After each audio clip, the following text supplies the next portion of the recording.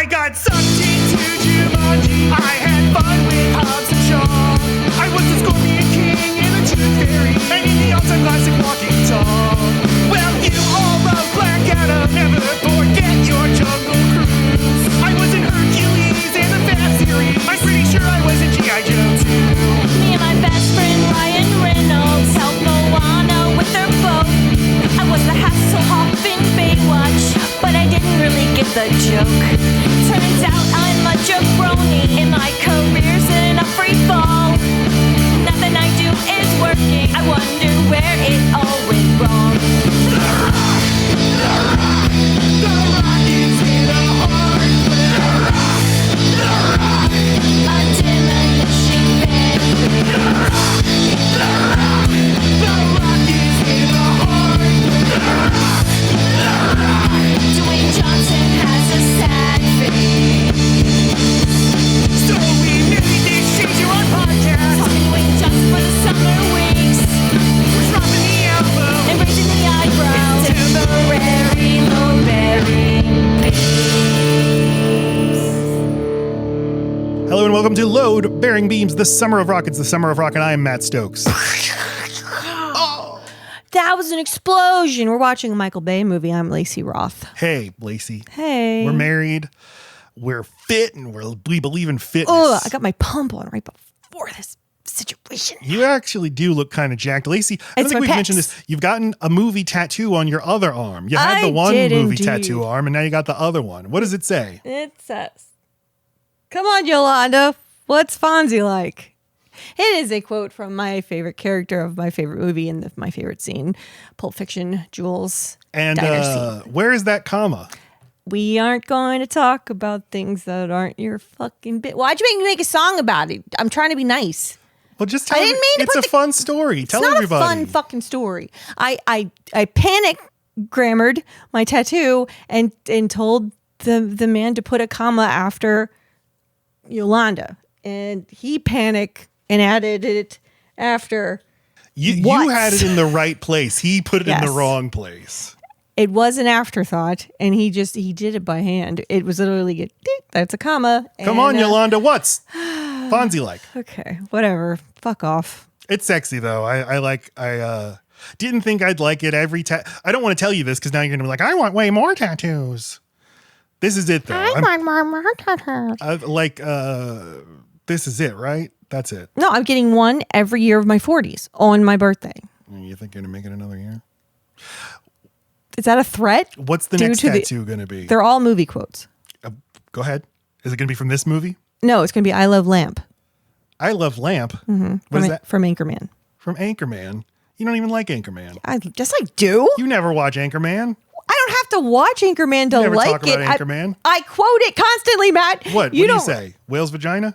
No, I say I Love Lamp like all the fucking time. I'm with you all the time. I've Matt, never heard you say no, this. it's a very specific situation. It's when everyone's like yelling something and or a crowd's cheering or whatever, and I wait for enough quiet and I just say it. And it gets a laugh every time. All right. Maybe you don't go with me where I'm clapping. I'll believe you. I'll give you the benefit of the true. doubt. It's at like sports my stuff and it's at like eyebrow theater arch. stuff. Two things we don't do at the same time. We don't do much at the same time, love. You're not with me all the time. Well, I feel like I am. Oh, good. We're tethered. That's the sign. We are doing a podcast. Maybe it's because we podcast so much. That's together. and we We're married. Yeah. This is the podcast. Load Bearing Beams, talk about a movie that we love from a long time ago, re-examine it, except it's the Summer of Rock, setting our normal movies aside and talking about the films of Dwayne Johnson. And why? Why the Summer of Rock?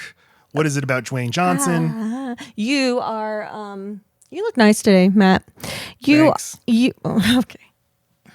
You look are nice too. infatuated. Infatuated, that's a weird word. You are intrigued by his career and trajectory and choices. I think he's a fine person to well, why not? You got to pick somebody. Yeah, I more meant, what is it about the man? And what do you think we've learned about him from this newest film, Pain and Gain, which I think a lot of people say is his finest performance. And I am inclined to agree. Yeah, I think he needs to work with directors who have a vision rather than him having the vision. I think that's what I've learned. Like, he can do things when pushed, when told, like when put in an environment where everyone's dialed up and like, I feel like he's just not in the right environments. Yeah. handled by the right people. I think that this movie, I think him in Fast Five, where he's very much a supporting player.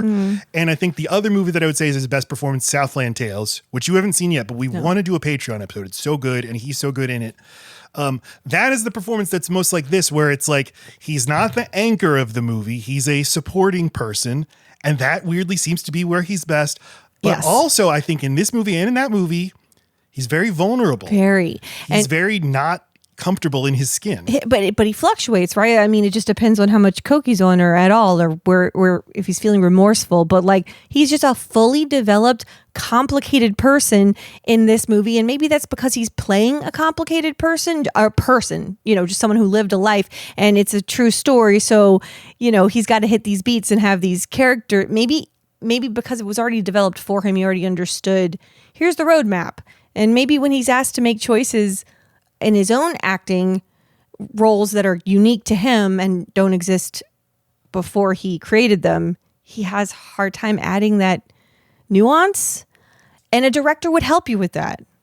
Somebody who you're going to let sort of craft your performance, let you get out of your comfort zone. Whereas this guy, they're like, okay, obviously this guy's just an action star. Right. It's like the directors aren't seeing what his potential is, and he's not either. He only knows himself as, the thing he's done the most with wrestling, being a big macho guy. It definitely takes a confident and persuasive person, I think, to get that out of him. And where I think that what the pop psychology analysis we're getting with him is maybe the real man is not so comfortable being this, looking like this, and growing up in the wrestling industry where you live your false persona. Yeah. And so his most interesting movie roles are where he gets to really explore that. Southland Tales and this movie. And I only just realized next week's movie, Jumanji: Welcome to the Jungle, where he's playing a person who is just wearing the Rock's skin. Yes. Right. And right. So he can feign vulnerability better in that situation because he's literally a girl character. He's not a girl in that movie, but he's like a dweeb, a smaller teenage boy. Right. He was like, why do I look like this? Yeah. I mean, and when we've learned a lot about his dad, but we know he comes from a generational wrestling family. There's not any dweebs in wrestling. There are not small people in wrestling. You physically look like that. You have leading man energy. That smile can cheer up dead puppies, as they say. And you can't help but get boxed in. Probably you box yourself in, and you've been told the same things over and over and over about yourself. You can't convince a tall person that they're short because they've been asked, how's the weather up there? And can you change this light bulb 100,000 times? His physique boxes him in. And a wrinkle in this movie is he's a very clearly repressed person. Yeah. Who has like no, it's not that he's pretty stupid. He's not a bright character. He's the most moral of the three. Yes, but moral in like I guess he would be the most. He has the most moral sense of any of the three. Yeah. Even if he's what screws it up, it's the morals that screw it up, and it's his vulnerabilities, like his addiction issues. Mm-hmm. His addiction issues, which he's clearly using because to address the repression. The movie definitely implies he's repressing his homosexuality, but has grew up in such a way where he wasn't even aware of that as a possibility or even have the language to describe it. Right. So he just feels perpetually uncomfortable and uneasy with who he is. And it's great. It's a great performance. But again, he's not like Mark Wahlberg is the very clear lead of the movie. And it feels like maybe this was The Rock's destiny, is to be the second banana in a movie. I think that's a great, I think you get to do more. You get to be the relief. You get to be the best scenes. Where when it's all on your shoulders, then you're just under more scrutiny, and that's no fun. Yeah. And he struggles. He struggles with being the person who has the biggest arc or drives the narrative. I guess I don't know really what you would say about to drive the narrative to keep it on his shoulders. Yeah. Which even in Jumanji, he's not. He's just one of the ensemble. Oh, of course. Well, and I will say this is like world-class Mark Wahlberg right here, though, too. Like it might be his best. This and Boogie Night. He's just on his... Yes, I'm believing all of it, Mark. I usually say The Departed and this. I might, and now this. I think I'm going to go with this because he's the lead of the movie. He's carrying everything. He has so much energy. He does not stop. The pedal is full throttle the whole time. Those nostrils, I could fit my fist in. He is flared Yes. the intensity. He's like completely embodying whoever this guy is. And he's just a guy that believes in fitness. And I know Mark cares much about the way he looks, but this is not who he is. If anything, Mark would be more like the Rock character because he's so like Catholic. He loves Catholicism. Yeah, I almost like I started to think like, how much is this the real Mark Wahlberg? And it's like that's too big a rabbit hole to go down because I think he's more okay, yes, because that it's not the summer of Wahlberg, but I think he is more meek and he's soft spoken. But he is like a fitness freak who's like, I wake up at 3 a.m. and work out. But that's not like a guy that's social. That's a way of isolating yourself. And that's really obsessive. I think more introverts than you think are huge bodybuilding people and people with lots of insecurities and who want to protect themselves. I think on our Baywatch episode, that's when we're going to dive into like The Rock as businessman. Okay. And I feel like Mark Wahlberg is also one of these guys who's like acting is just one revenue stream. I also want to conquer all these other worlds. Don't tell me something I don't know. I already fucking, look at me, confident. Because I'm struggling so hard not to call him Marky Mark. So of course I don't. I did not originally meet him as the actor. He's already showed me he can do it all. Well, but I'm talking about like with Wahlburgers and his Catholic app. Oh, and The Rock. So Wahlberg. The Rock, his burger chain with his brother. I mean, I hear you, but what? And the being the producer of Entourage, like someone should make a show about my life, my entourage, and that The Rock maybe got all these ideas from him, and they're also connected to Ryan Reynolds, who similarly is like, well, I just act so I can fund my investments. Now, I mean, Catholics drink, so I feel like the only thing missing here from this mogul is his own beverage. But I guess if you do burgers, you could skip it. Maybe, but beverage, that's like the highest margin thing. I don't know. What'd you think of this movie? You like this movie? I really liked it. It was a lot, and it was much longer than I expected it to go. So I did have to take a little break. But Michael Bay can exhaust. I still can appreciate what I'm looking at, but I needed a stimuli break, and I felt like because it's a true story, it goes on and meanders in a way that it doesn't feel like a scripted movie because it's not 1, 2, 3 acts. It's like 6. Because what you think that the torturing part, or the main guy that you see the most of the time that they're trying to get the money from, that all seems like the story. And then there's this whole after part that's horrible.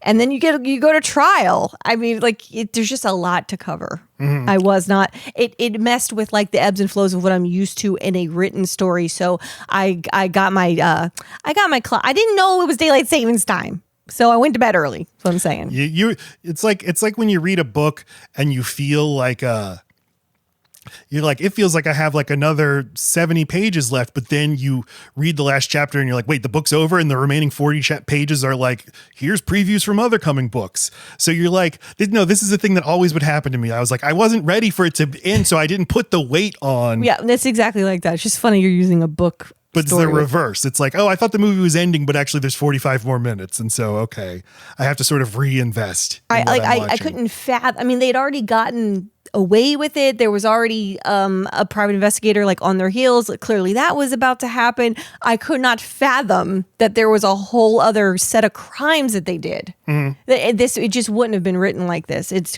I love that in the movie they bother to remind you, and this is a true story. Yeah. This is fucking, yeah. And you had never seen this movie? No, I thought I had, but I hadn't. I think I was thinking of a Brad Pitt movie. I saw it one time in 2013, remembered nothing about it. I remember The Rock being good, but I remembered him being very different than what he actually is. I didn't remember him being like very vulnerable and soft-spoken. I think I just remembered that once. And my gift is beating people the fuck out. No. Like, I thought that's what his whole performance is, but it's so different and so much more interesting than that. And I fucking love this movie. I couldn't believe it. I think like Michael Bay accidentally. Well, let's talk about our Michael Bay relationships. You have a take on Bay. I don't even think I realized which movies were Michael Bay movies except for the Transformers ones. They're not.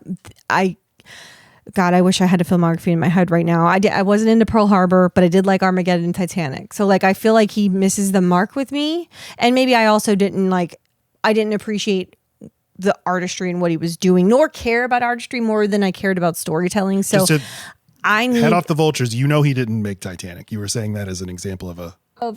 when he made Pearl Harbor, Yes. it was off the heels of Titanic, and Armageddon was his. That was his movie. Okay, sorry, I was thinking Armageddon wasn't. Okay, I like Armageddon, or at least I remember liking it. But like, I felt like he was trying to do that with Pearl Harbor, and I do not remember liking it at all. So that was just me comparing the wrong things together. Okay, and I don't like the Transformer movies. Well, this movie I really like, but is there one I like, Matt? Let's see, The Rock, the Bad Boys movies. I mean, the first two Bad Boys movies. Oh, duh, yeah. No, I mean, I remember liking those. Yeah. I love Will Smith and Martin Lawrence, so I can't imagine I don't. But I haven't revisited them in a long time. What is my fucking point? I think he was neither here nor there for me, honestly. And now all of a sudden, you had me watch some info about him, and I'm all in. So I want to revisit. Okay, cool. So Patrick Willems has these two videos on Michael Bay, and he's part of this movement of film critics who's like, no, you need to take Michael Bay seriously. At least as a sort of vulgar auteur. He's one of the directors, and this is a great point he makes. Like, he's one of the directors who normal people know his name, and they know what a Michael Bay movie looks and feels like, and like that's important. And it's so tied into his upbringing as a commercial director, as one who makes TV commercials, and then decided I'll make movies that always look like TV commercials.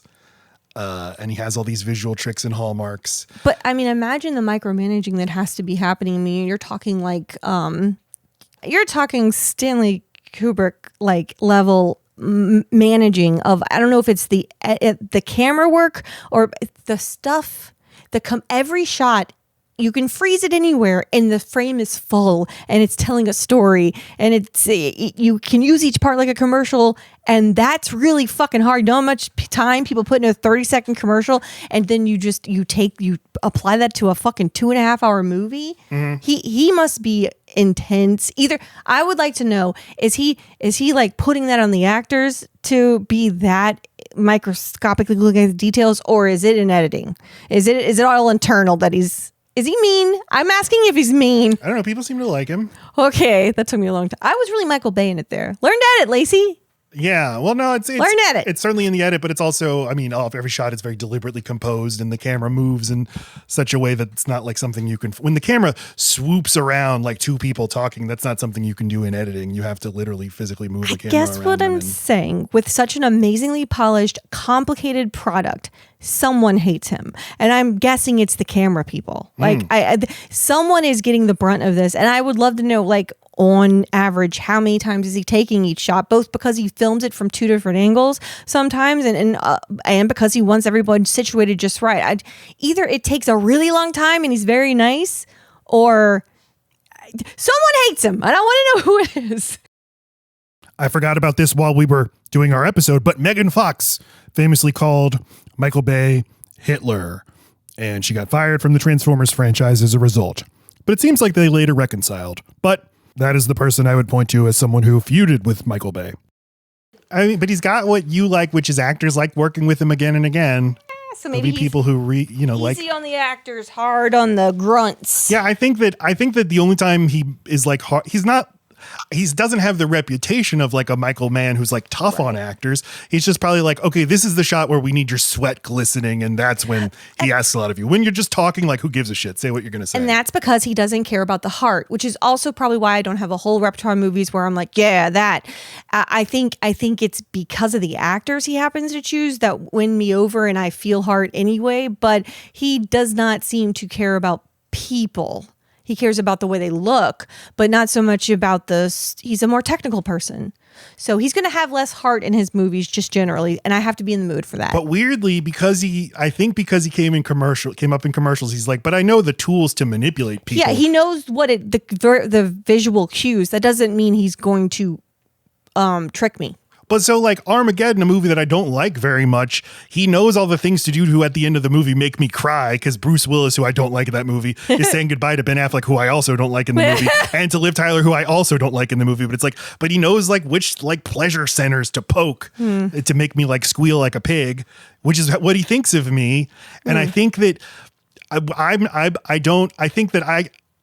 my experience was always like, yeah, Michael Bay sucks. If I had a go-to worst movie I've ever seen, it was always Pearl Harbor, but I haven't seen it in 20 years. I'd be interested to watch it again.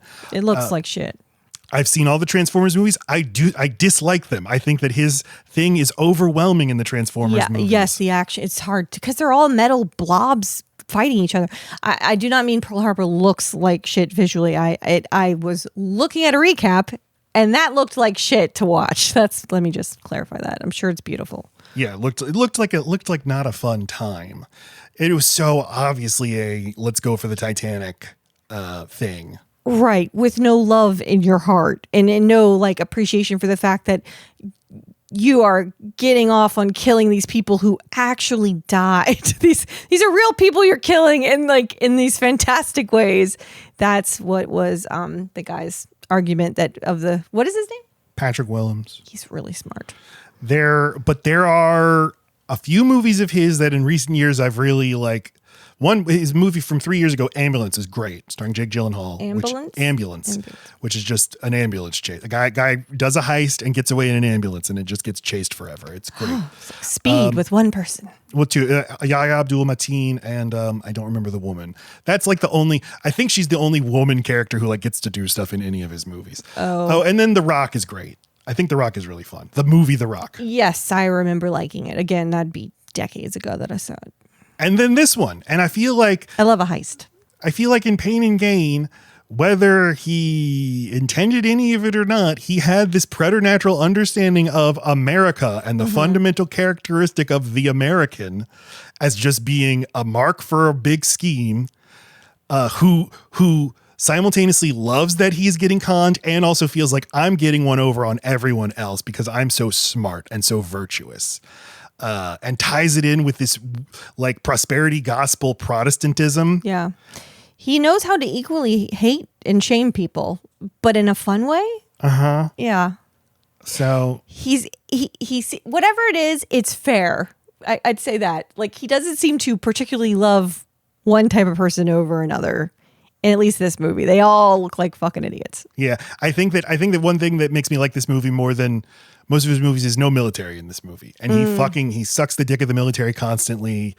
All his movies look like propaganda for the military, and he often works directly with the military to make his movies. But that is to make his movies marketable. Like the same way he pokes and prods your little buttons, he's just doing that to make it like something a lot of people are gonna. He's a blockbuster fucking phenom. He knows how to make something everyone will see. Yeah, so maybe unlike someone like a Spielberg who's like a bleeding heart and I want to make you hear my bleeding heart, he's like, I feel nothing, exactly. but I know how to pose as a feeler. Exactly. And this might be the movie. World-class poser. This might be the movie where he's like, let me put that to use to like really try to examine something. I think it served him really well and The Rock that this is real events. He had a playbook. And so like he didn't mean to build hard into it, but I end up caring about all three of the main idiots and Ed Harris somehow, like, but never the victim. I don't care so much about the victims, but like it's probably just in the performances, but like I still end up rooting for people, even though I'm confused a lot of the time as to who it should be. You want to talk about? I don't think he did that intentionally. I think he was just doing what was on the paper. And I think I just really like Marky Mark and The Rock in this. And Mackie was fine too. He's good. First time I've really thought, oh, that'll Anthony Mackie. Yeah. Who up until now have been like, okay, fine. Yeah, they gave him some cool shit to do, and he was like against type, and got to be just kind of silly. But like, I guess he wasn't as fleshed out as a character as the other two. So when he would get aggressively mean, I'd be like, where's that coming from? I thought you were a nice guy who just got married. Yeah. The switching around was a little abrupt for him. It's not there on the page. The humanity comes out in the way he performs it. I think it's in his relationship with Rebel Wilson. Yeah. which I actually really like. I did too. Because it seems like the Michael Bay's like humor about like, look, it's a fat woman, but the difference here is like they actually like each other and are attracted to each other. And I think they say several nice things about people with all kinds of different body types in different parts of the movie. They certainly make fun of the big guy that's sharing the hospital room with the guy they torture because he diarrheas all over the walls and floors. Hilarious. He's a big guy that has to poop. So he's not nice to everybody, but he does not seem to fat shame as much as you might expect. Who praises the military in America. And just all the bodies jokes that he makes in all of his movies. And the way he like very much knows to give a lot of tits and ass to him. Is it because he loves these tits and ass? I don't know, but you're going to see some female cheeks and pecs if you watch his movies. Yeah, which you get the sense, it's not that he likes it, he's just like, you pigs like this, don't you? Yep. Like slap for you, slap for you, slap for you. I guess just the Anthony Mackie, though, has this quote in this movie that's like, when Mark Wahlberg is a montage where he's giving his plan and he's like pointing at a chart and there's a diagram and stuff. Anthony Mackie in voiceover is like, I knew Danny was just making this stuff up, but it didn't matter. We were going to be rich. And I felt like that is America right there. Like that is the key to everything. You just need to be very confident and know how to talk your shit. I knew he was lying to me, but still I was sold. I took that line more to mean like, I knew he was making this up as he went, but I knew I still would get money from it. Not like he's literally lying to me. I think he thinks this is true right now, but I can already tell this is not going to go the way he thinks it is. I'm still in. I took it as like, it's just a vibes based thing. Like nothing he's saying makes any sense, but it feels good. But he also seems like the best kind of best friend ever. He only ever talks up his friends until they start screwing up during the heist. But like all the stuff you see of them, he's a fucking sweet. He's intense. He's loud. He doesn't know how to use an inside voice, but he is like so adoring the things he says. And I think it's touching. There's like 2 different times when someone's like, he was my second ever friend. Like, ouch. Oh, The Rock's character. You deserve more than just the one friend. Yeah, I know. Aw, that happens. All right, let's talk about the history of Pain and Gain.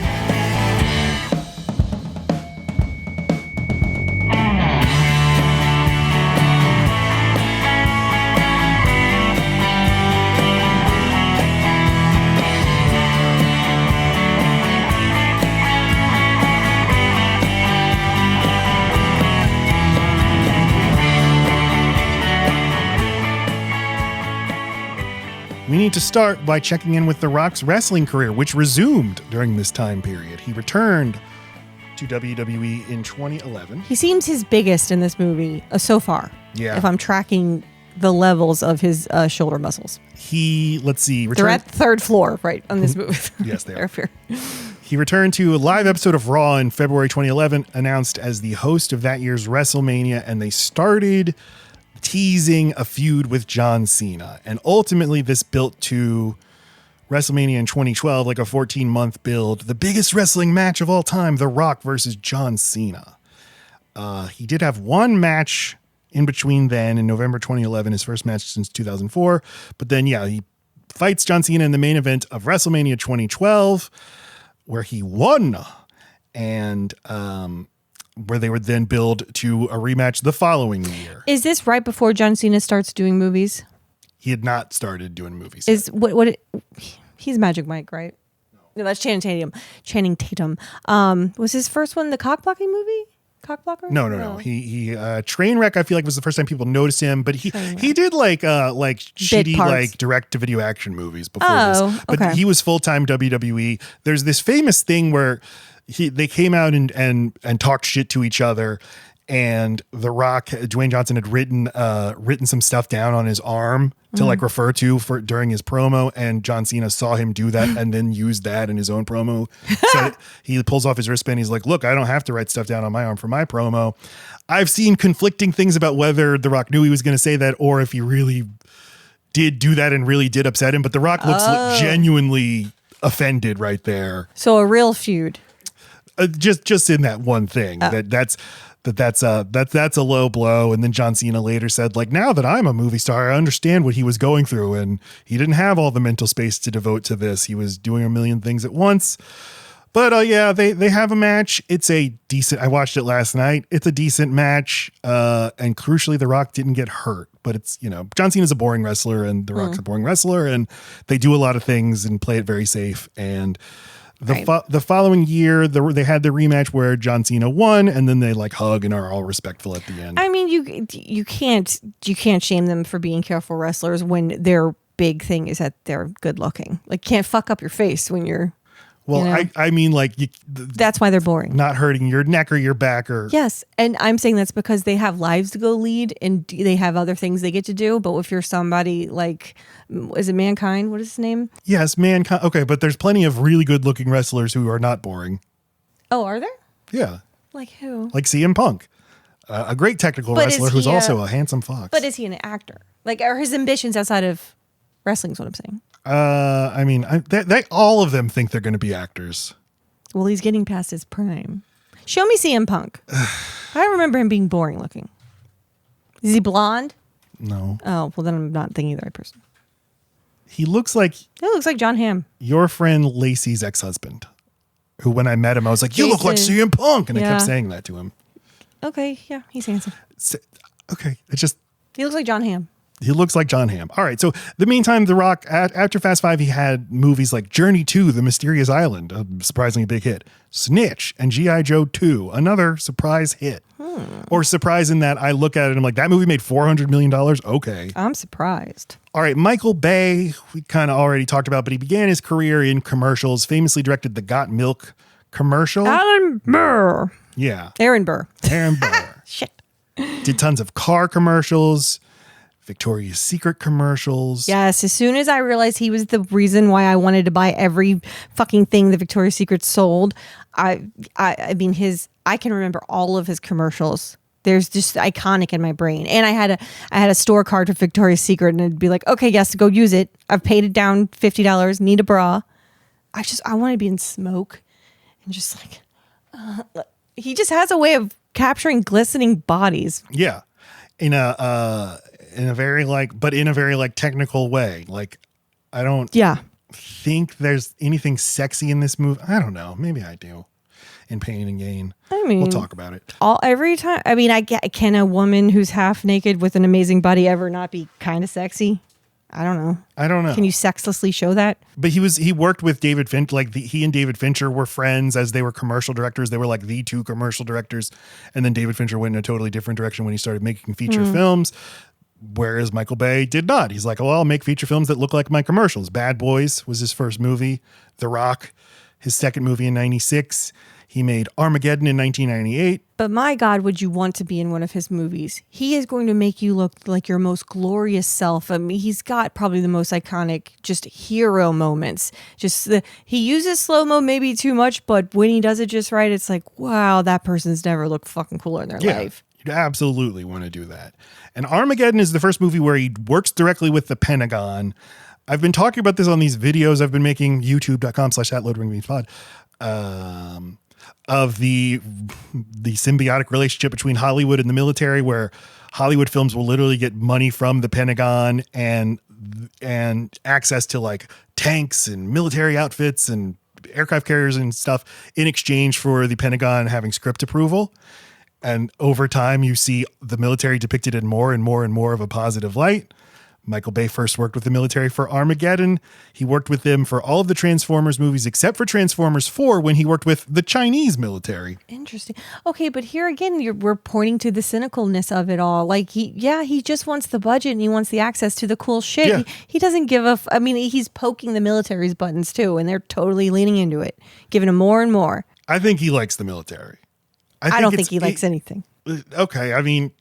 Yeah, maybe not. Maybe it is like I see Americans and I see they love their fucking troops and I'll give them their troops in this beautiful sun-drenched.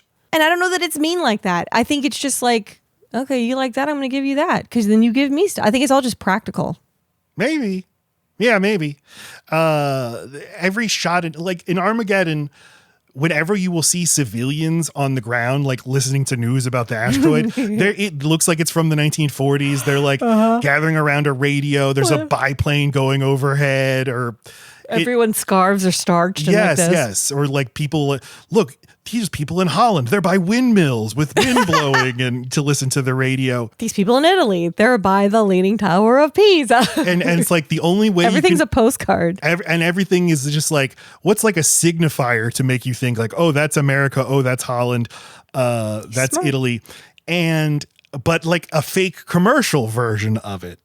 And I think what's interesting about Pain and Gain is its main character, Mark Wahlberg, has like totally ingested the commercial version of America and been like, I feel like I'm getting ripped off. Yeah. Because I haven't gotten that commercial version of America. And I need to do something about that. And he keeps saying like he's got the body of someone who deserves more, and that his friends have the body of someone.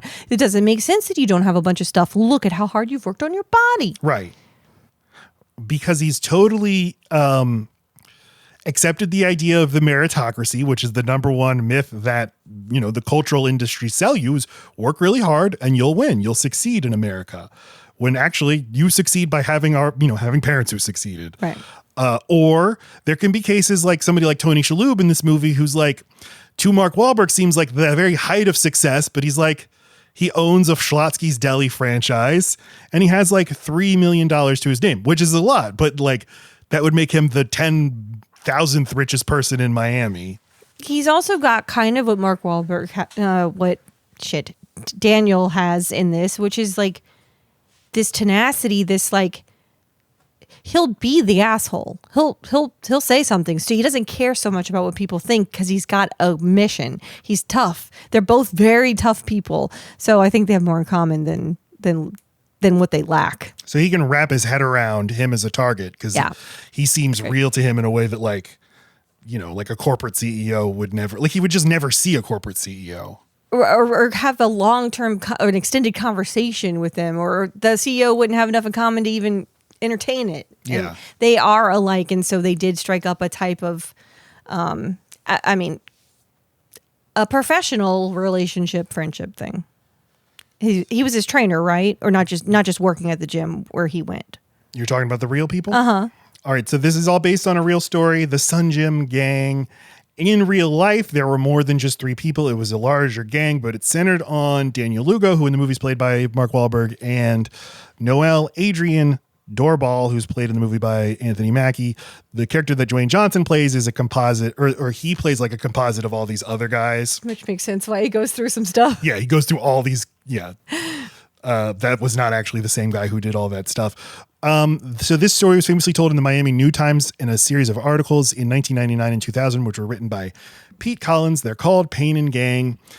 And it is a fascinating story. It was got tons of media attention at the time for how colorful it was. But Daniel Lugo, the ringleader of it all, is kind of this Frank Abagnale, the real Frank Abagnale character who's like, I served 15 months in federal prison for financial fraud. I pretended I was a bank officer and going to help invest in people's businesses and then just never. Right. They kind of go by that part so fast that you don't even really digest it. I mean, you get that he's just looking to make money and he doesn't care who he hurts. But I guess I didn't totally understand what he was selling in that quick clip to say, hey, I'm a con.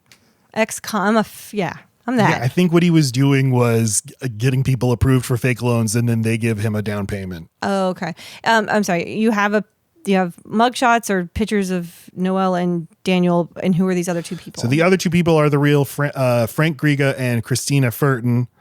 Is that the 2 that get killed? Yes. And so in real life, they were the ones murdered. And, but this all started with Daniel Lugo, the Mark Wahlberg character, targeting somebody named Mark Schiller, who in the movie is Victor Kershaw. Do we have a picture of him, please? That's pretty close. Tough some bitch. All right. So he told his friends at the gym that this guy had stolen $100,000 for him and they should kidnap him to get revenge. So they did really have this plan where they'd wear Halloween costumes, but didn't go through with it. They really did show up in the backyard of his house in camo and like crawled on the ground and then got spooked by a car and turned around and abandoned it and ultimately just grabbed him in the parking lot of his deli, which in real life was a Schlotsky's franchise. In this movie, they make it seem like it's just regular deli. But like, I kind of wish it was a Schlotsky's franchise just to hammer it home that like, this is a guy, like, this is just like a shitty small businessman who has like, is like upper middle class, like upper middle class. Okay, sorry. I'm make sure I understand. So in real life, no one but Daniel knew the truth throughout the whole thing. They were operating I don't know that. Okay, but they began it as thinking they were helping him get his money back from a guy. Okay. And so they kept him kidnapped for weeks, transferred his assets into accounts that they controlled, and before ultimately trying to kill him in much the same way as happens in the movie. Try to make him getting him drunk and crash his car. That didn't work. Set the car on fire. That didn't work. Run over him multiple times. That didn't work. But another car showed up, so they fled. And then they found out, oh, he's still alive. We got to go try to get him at the hospital, but he fled the hospital before they could get to him. And so Daniel Lugo moved into his house telling neighbors, I work for the federal government. He's been deported and we've now confiscated his property and we're going to use it for a government operation. Now that's smarter than in the movie. Where he's just like, I live here now. Right. So then they moved on to Frank Griga. They planned to do the same thing that they did to Mark Schiller, but Adrian, the Anthony Mackie character, got mad and killed him during a fight. And so they injected his girlfriend with horse tranquilizer, ultimately killing her. By accident? Yes. Mark Schiller, the earlier victim, hired a real private investigator named Ed Dubois. And he really did go to the Miami PD, say, you got to take this seriously, but they blew him off until these two people ended up kidnapped. And then the only other major difference is Daniel Lugo did flee to the Bahamas, but he stayed there for 5 days before the Bahamian police got to him. And then these two were both sentenced to death. And they remained on death row until last year when they received a resentencing trial and their sentence was converted to life in prison. So they're still there. That's and as they should be, but it did end the movie in a bad spot for me thinking of the death penalty. I figured it would say if they'd already been executed. I was hoping it'd be the case that, I don't know what's more humane. No, nobody should be put to death. It's it just stupid. Seems so archaic. It's inhumane and it's also dumb. There's no reason to do it. It's more expensive than to keep them alive. And like It is? Yeah, it is because of all the extensive like legal procedures to do it. And there's certainly been innocent people executed. So that there means you shouldn't do it. But also like, isn't it good to just keep them alive in case you ever, I don't know, need them for something? You have a question you need to ask them? You know? Just a permanent I got a question. Little Jeeves waiting for you to ask it something. I would even say like 30 years for murder is probably too much. Like you got to think you're coming out a different person. Yeah, or even if you come out the same, I don't know. Wait, Matt, you don't want them to reoffend. No, I know you don't want them to reoffend, but in other countries, like they don't have sentences longer than 20 years. Oh. They think like that's barbaric to send, even if you murder somebody, to make them stay the rest of their lives. That's interesting. I will give that more thought then. All right, so that's the history of Pain and Gain. And now the movie.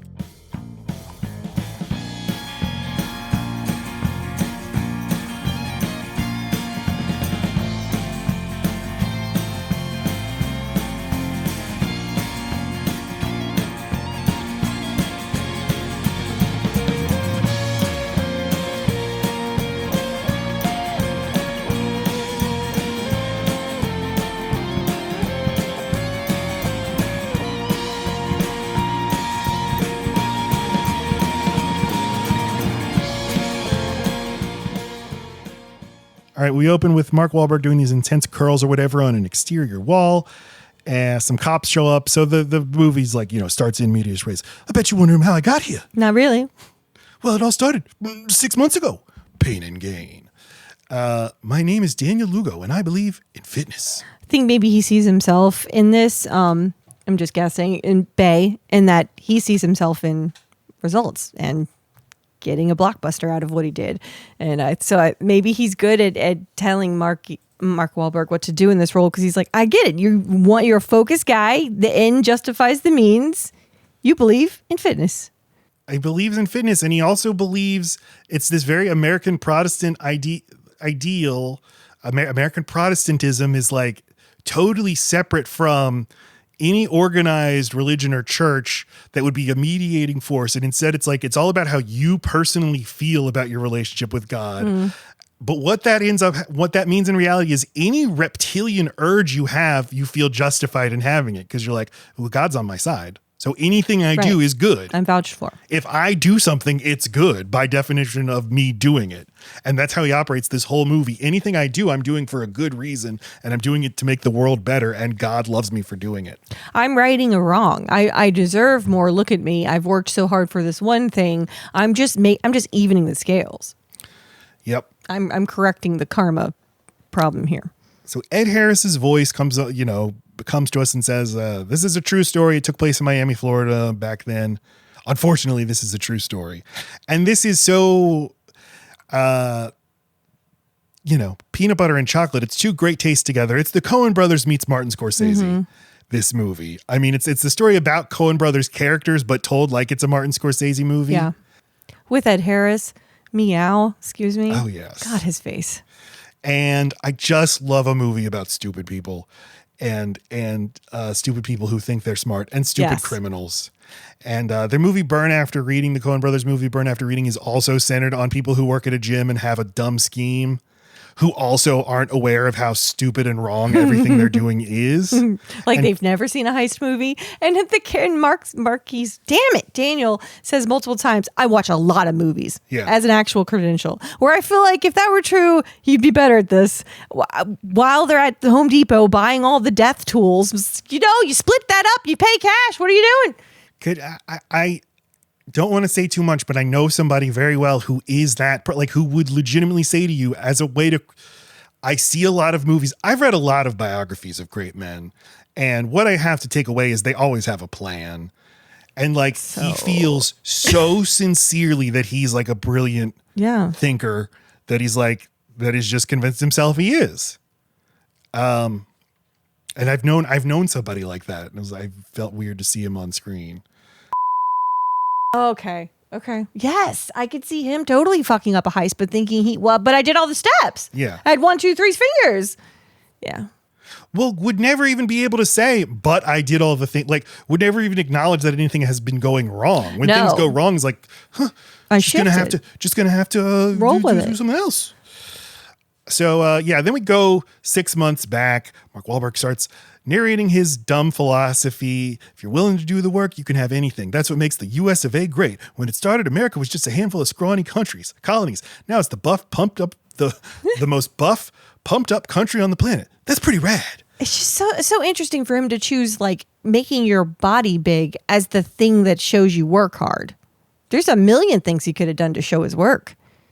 Why should a physical body that is imposing be like the ultimate sign of that guy deserves stuff? Because I mean, the majority of people who are rich don't look like that. It doesn't even track. He's only seeing what's in front of him, and if he's in Miami in this place with all these gorgeous people and these muscle-bound guys, he assumes that's the whole world. It's true, especially if you're going to go work at a gym, especially a prestigious one. You're just meeting people with a lot of money who care about their bodies. So you're thinking, oh, all these rich people don't even have what I have.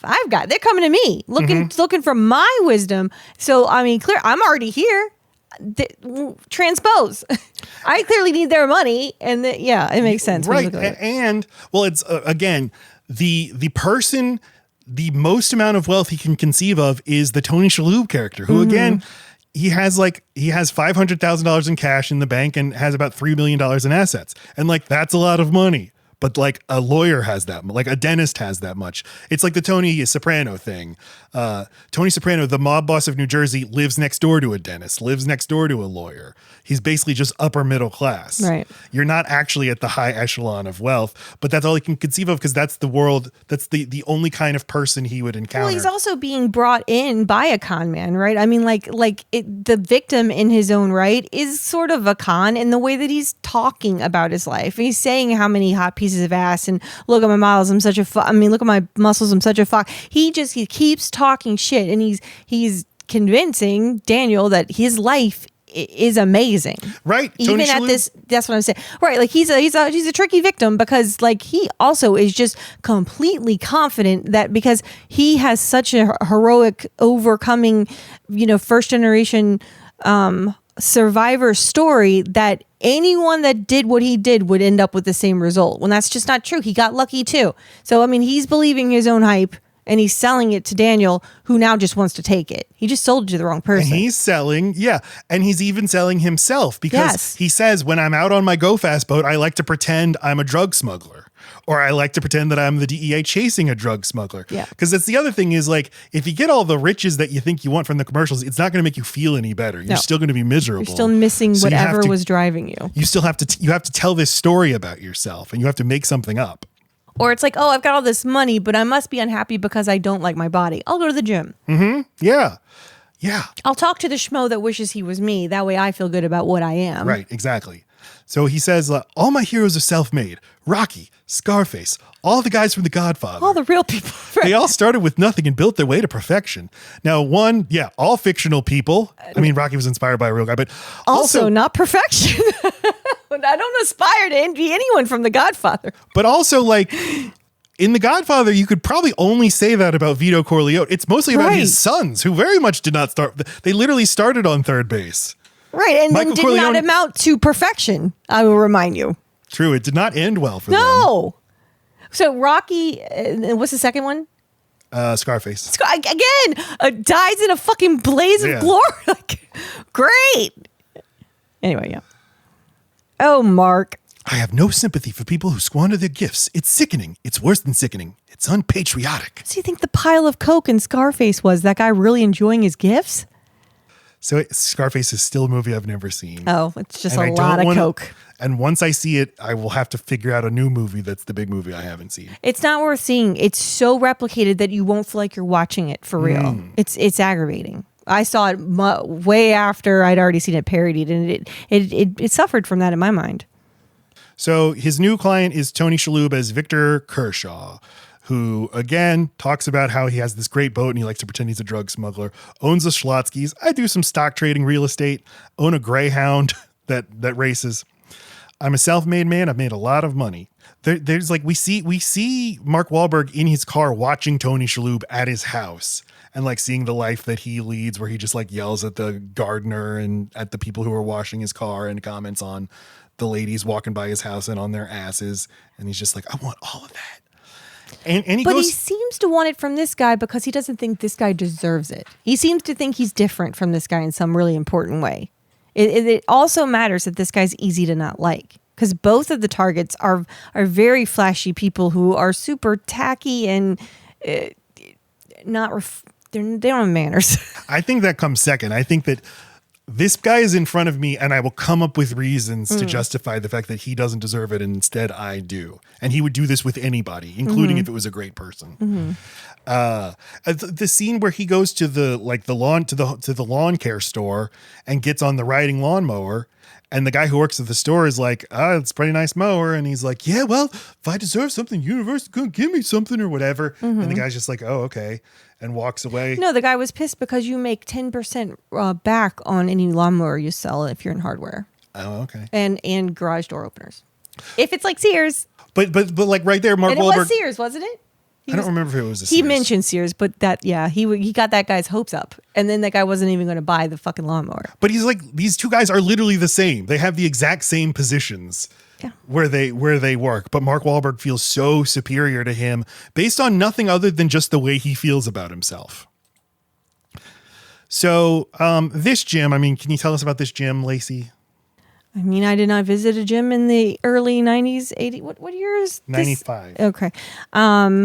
But it has the energy of gyms I've been in. Just a lot of people way too dolled up, working their asses off to look as good as the person next to them. This is probably a sexier gym. I mean, are you asking me about the gym when he walked into it or the one what he turned it into? Because it's two different things. Both. I mean, yeah, it feels real typical. Workout life and equipment looks really the same. It just used to be white and now it's like silver and black. That's it.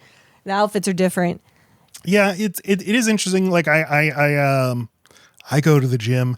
I know hearing about like how Gold's Gym was a big innovation in the gym space, and then Planet Fitness was another innovation because it's like, don't worry, we're not elitist here. Do whatever workout you want to do.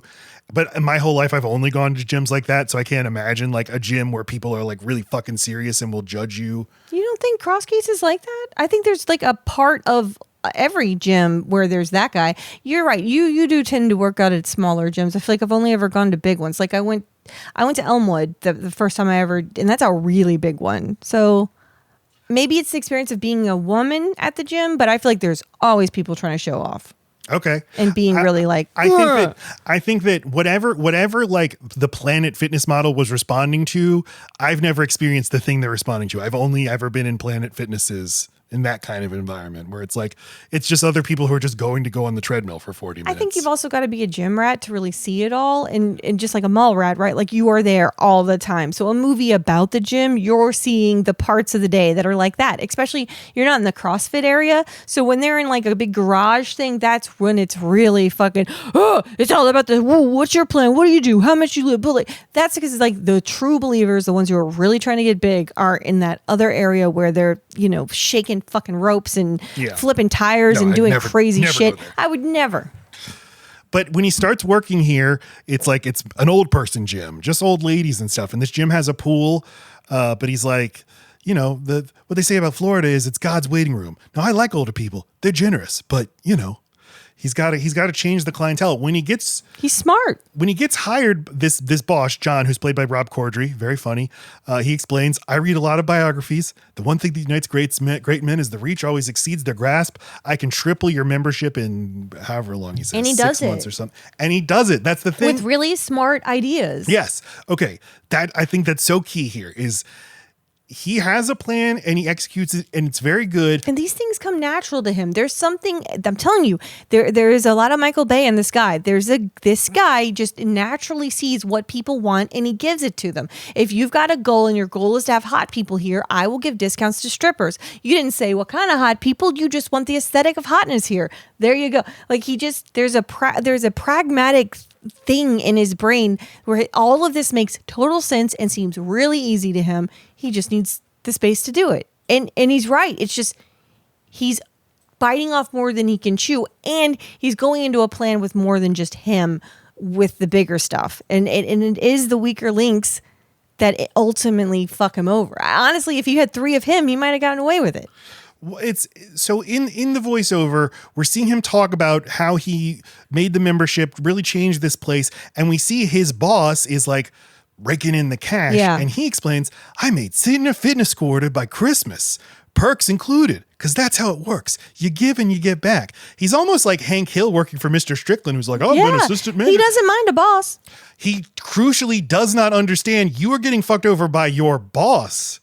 That you think you live in a fair market, but you've been given a title. Your boss is the one you're making money for, and he hasn't adequately compensated you, and you totally misdirecting your anger toward, I deserve. Right. Well, because he thinks he's being given the thing he deserves in terms of what the boss can offer, completely forgetting a salary increase would probably work out better, or like a bonus. He's like, yeah, he gave me the title, the prestige I want. It's all about prestige, right? It's like, I am somebody here. I walk in here and I'm at the top echelon. That is what I want. He's got it's when he walks into a different environment and finds himself at the bottom again that he gets all shitty about it. Mm-hmm. When he's just talking to other people who work there, he feels really good about himself. But when he goes to ask out a rich woman who thinks he's attractive and he thinks she's gorgeous, but she laughs at him. Like it's like we are not from the same worlds, and you think that we are because you're helping me work out. That's when he feels it. And that's why I feel like the reason the flags keep coming in. He keeps talking about America. It's so important here because it's this fundamental American characteristic of looking at how unfair this world is that we've built and having the wrong conclusion. The actual conclusion should be me and my friends who work here need to unionize or start our own gym or whatever. We need to have solidarity with each other. And instead, never even occurs to him his boss is screwing him over. Because to him, his boss is the one who gave him his big break, like trusted him, let him do the thing he wanted to do. And maybe it's because it's Miami, and Miami's a real melting pot of nationalities and stuff. But I mean, crucially, the hot woman he wants to talk to, she's not American. The hot stripper he pulls into the mix later, not American. The guy he's fucking over, first generation immigrant, not American. And then the people he ends up killing, they also don't seem like, apple pie. I feel like he's looking at people who don't look like the all-American guy, and he's getting pissed at them and either trying to make sure they like him back or getting angry at them and going, "Fuck you, I'm an American." In real life, they were Hungarian. They don't do Who that. is? The couple who they kill. Okay. They don't say they're Hungarian in the movie, but they're coded as like Italian or. Yeah, they don't. They seem first generation. They seem new money. There's a tackiness, Yeah, right? yeah. There's a flaunting. There's a need to be seen as wealthy. That seems to aggravate him, or at least it's the shiny thing that distracts and can piss him off or make him happy. He's attracted and repulsed by it. If you internalize the idea that I'll work hard and I'll get my reward, the meritocracy, once you find out, oh, that's not true, it doesn't matter because I don't own the gym. My boss owns the gym. What makes him entitled to the gym? I don't know. His parents had money, so he had money so he could buy the gym. Then there's two different conclusions you can come from that. You can come from like, well, then I need to figure out how to get mine. Or it's like, well, I can figure out how to make the system more fair. And most people in America are like, well, I need to figure out a way to win this rigged game myself and hoard more for myself. Right. These people are cheating. I'll cheat too and get away with it just like they did. So his best friend at the gym is Adrian, played by Anthony Mackie, who doesn't work there. He just goes there and he's like, he tells him he's frustrated because like he feels like he should be further along in his muscle building project.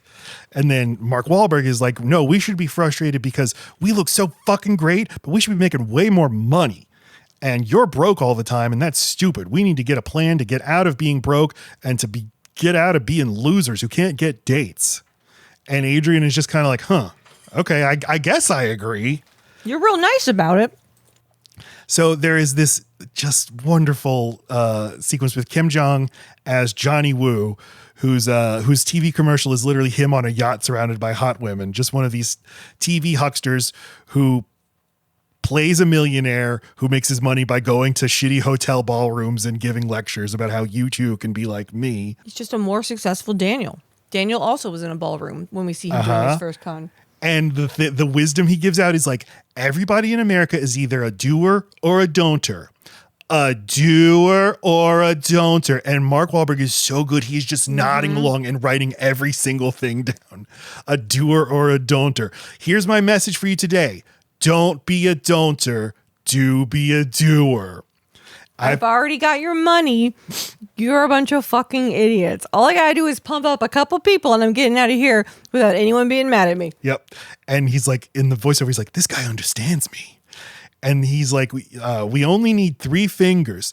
Get a goal, get a plan, and get up off your ass. Ooh. Also, America's perfectly calibrated for these kind of hucksters because after we get duped, we are trained to feel like shit about ourselves, not about the guy, you know? So it's like they're sitting there and it's probably washing over them like, oh, there's no actual information here. Oh, fuck. Okay, I've done it again.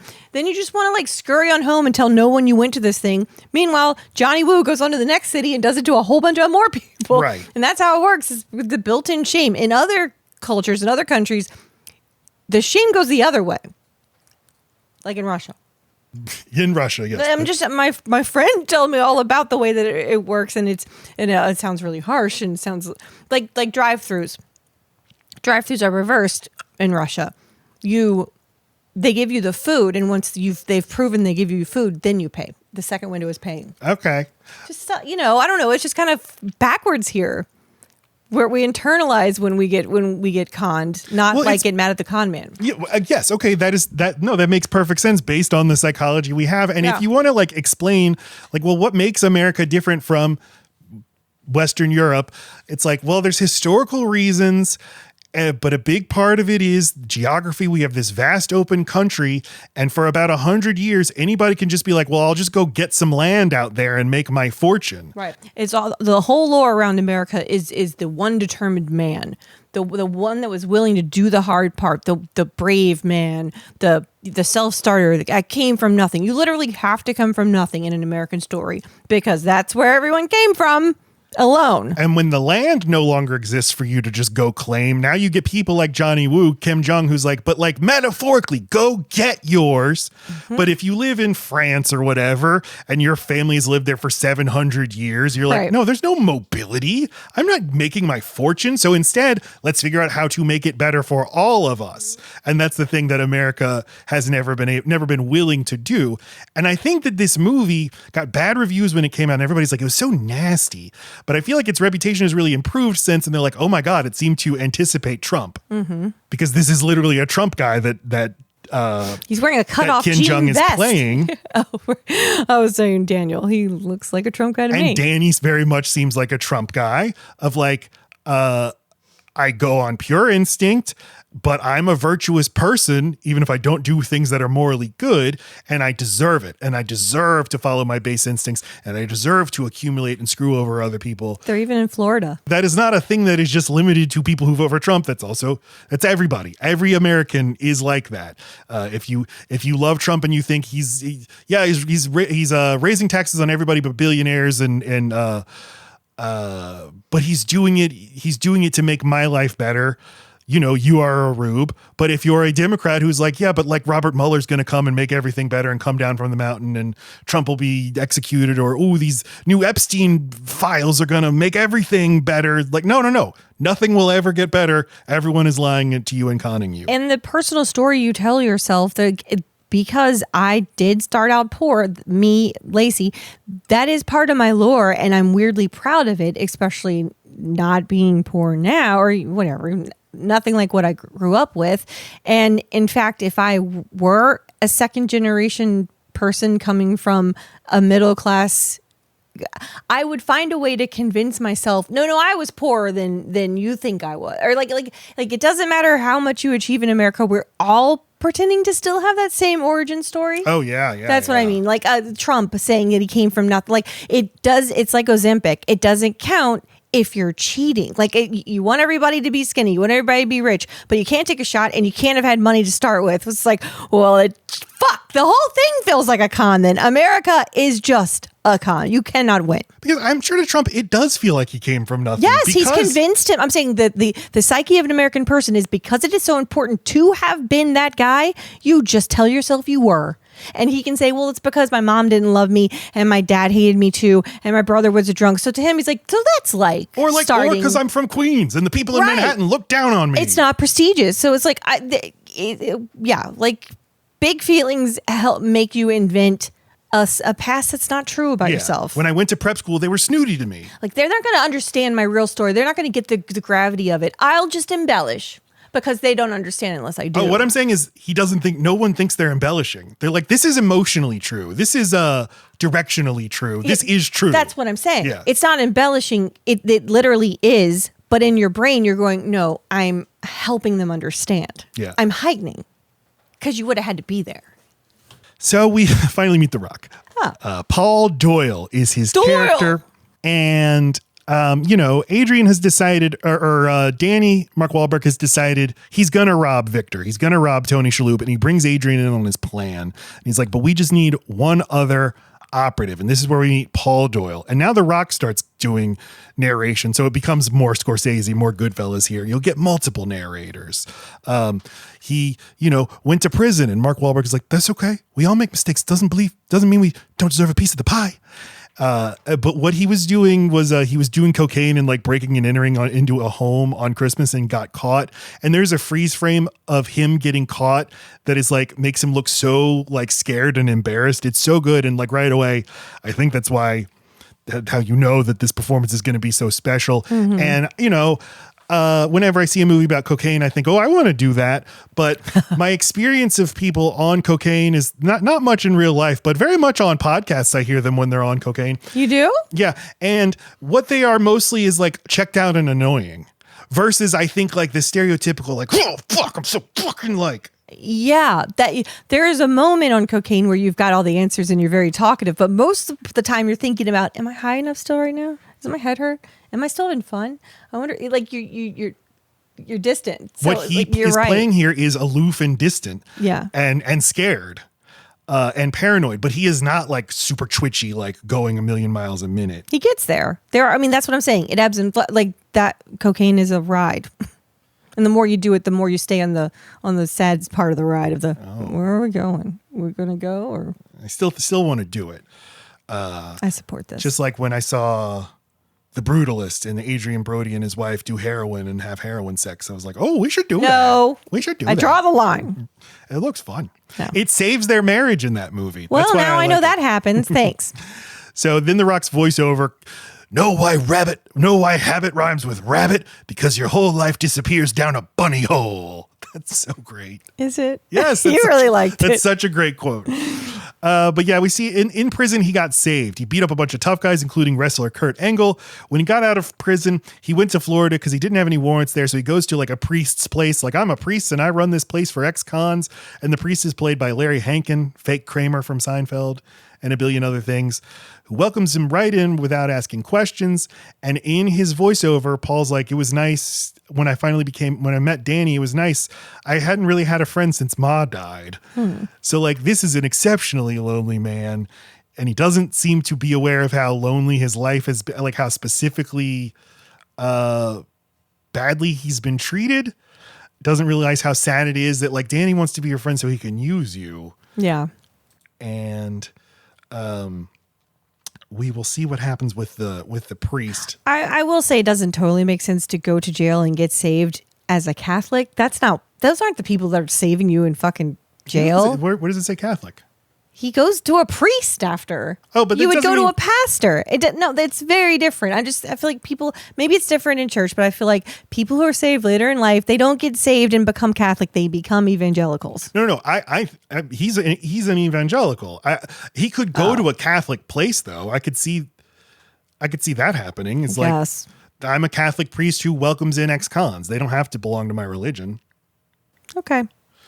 So they go to this strip club. They watch Serena, Luminita, and Danny tells her that he and The Rock are making a music video and she should be their leading lady in it. Then she has a voiceover where she explains she came from Romania where she was the runner-up in a Miss Romania pageant. And it's bullshit because the woman who won only won because she showed her vagina to the judge. And then she's like, but I knew the only place a woman like me could be appreciated was United States. So then we see her, she's getting let out of a trunk in Mexico wearing a Señor Frogs t-shirt, and she'll have to walk to the border. And she's like, it was the land of opportunity. And then I met Daniel. He had that can-do spirit. My American dream was finally coming true. So she also is like poisoned by this idea. She didn't even have to live in America to get this idea of what America could do for her. And is she completely conned all the way through until the end? I mean, she's even on the stand saying she is a CIA operative. And like, did no one bother to tell her that was all bullshit? And was she not listening to the rest of the fucking trial? I'm sure in real life she was not convinced of that through the trial, but in real life she did think that she was working with them for the CIA. Danny tries to get Paul to go along with his plan. And he's like, no, I can't do that. That's illegal. So we get Adrian, Anthony Mackie's voiceover explaining how good Danny Lugo has been to him. He has such a big heart. He only ever has my best interests at heart. But his plan doesn't make any sense to me. He says, I'd never been a crimer. Never had a reason to be. But then we see he gets a reason to be. He's taking a lot of steroids and then made his dick stop working. And so he goes to a penis clinic, and Rebel Wilson plays the Australian nurse working here. And she's like, yeah, we always treat men who do steroids and then their balls shrink and their dicks stop working. But she's attracted to hunky black men, and he's attracted to larger white women. And I actually think it's pretty nice, their little relationship. I think there's chemistry. Yeah, I enjoy this. Because like she says like she's like, I don't know, something so sexy about a black man who can cry. Love a little rain on the African plain. Okay. And I think in a worse Michael Bay movie, they'd play that for a more straightforward joke, but Anthony Mackie just looks at her and laughs. Like, oh, that's a character making a joke to me, and we shall laugh, and a sort of attraction and chemistry builds between us. It was just nice. And also, I don't know. I think these guys could have had something. And Peter Stormare plays the dick doctor. He's often in Michael Bay movies and Coen Brothers movies. But this dick medicine, these shots directly into your dick like Harvey Weinstein had to get, they're very, very expensive. So that's why he has to go along with the plan. I think this is one of the only things that annoys me about the movie or about like the screenplay is like, we got to have a reason everybody does anything. Like Right. I would have liked it more if it's just like, well, my friend told me to do it, so I did it. Well, because like, I think they lose track of the fact that Daniel is a con man. I mean, he's even conned himself into thinking he's having real friendships, and he's conned these friends into thinking that he's his friend. I mean, Yeah. he's not. He's an opportunist. He needs to pump people up so he can get what he wants out of them. And to him, he thinks he's being a friend. Yeah. It would never occur to him that he's not being. No. And they Are very similar. I'm saying the two guys that are in this, the people who the guys who he would be the lead of a gang of, are all going to have this need to be appreciated and admired by the big, strongest person in the room. Mm-hmm. So then the screenplay is like, okay, well now The Rock needs a reason to join the criminal scheme. So the reason he does it is that fake Kramer, the priest, like makes a sexual pass at him, or just like, So now he needs a place to live. and he beats him up. But he's like, so I mean, what was your read on this? Like the priest just like kind of touches his arm and comments on how like glistening he is in the sun, and he looks so confused and then beats the shit out of him. I read it as it looks like the movie's hinting that priest is coming on to him. But his reaction, and later when he goes into the like sex toy factory and he's looking at like all this all these penises and stuff. I didn't read it like you did, but I mean, there's so much to look at and so much to follow. So I mean, I could totally buy it. Sure, repress. It would make sense why he stays to himself and his best friend was his mom. Honestly, the best friend being the mom is probably the biggest key. That's what they're trying to do here. And to have such a huge reaction to a come on from a man, he's usually a repressed person who Where does it starts as confusion. I don't even understand what you're doing. Yeah. And the only way I can respond is with violence. So he has to move out of there, and he tells Mark Wahlberg, like, okay, I'll do it. I'll do your stupid plan. Yeah, but it's because he's lost, and God was his way of like finding himself again. And then he goes and leans on this guy because he trusts in people who trust in God, and that didn't work. So he just needs to go. He just finds himself going to the next strong man in his life. He's just drifting from person to guide him. God being the biggest strong man of them all, like that's not working out for me right now. So let me go to Mark Wahlberg. Yeah. They go to this pawn shop to get a bunch of weapons. Anthony Mackie's like, we're looking for merchandise to shock, incapacitate, and imprison our fellow man. And the shopkeeper enthusiastically helps them because they bond over their shared love of Christian rock. And so Mark Wahlberg starts, he takes out his maps and stuff, and he's like, here's our plan. This Delta Force could probably do this in 53 seconds, but with our superior athletic ability, we could do it in 40. So he's like, there's another breed of like American now who's like, I never served in the military, but I really feel like a veteran. I really feel like an operator. I could do it. And so like I shop at like army surplus places, and like I have the soul of a troop. So it's like inaccurate to say that I'm not a veteran, because I kind of like am, like spiritually. Okay. And this is where Adrian says, like, I knew Danny was making most of this shit up, but it didn't matter because we were going to be rich. So they arrive in camo gear at Tony Shalhoub's house, but he's having Shabbat dinner, and they're like, oh, fuck. And they just run away. And they regroup and devise a new plan where they're going to kidnap in the parking lot. They're going to block his car in so he can't escape, but they block the wrong car in, and then he just drives away. And they're and Mark Wahlberg's yelling at The Rock, and The Rock's like, it was an honest mistake.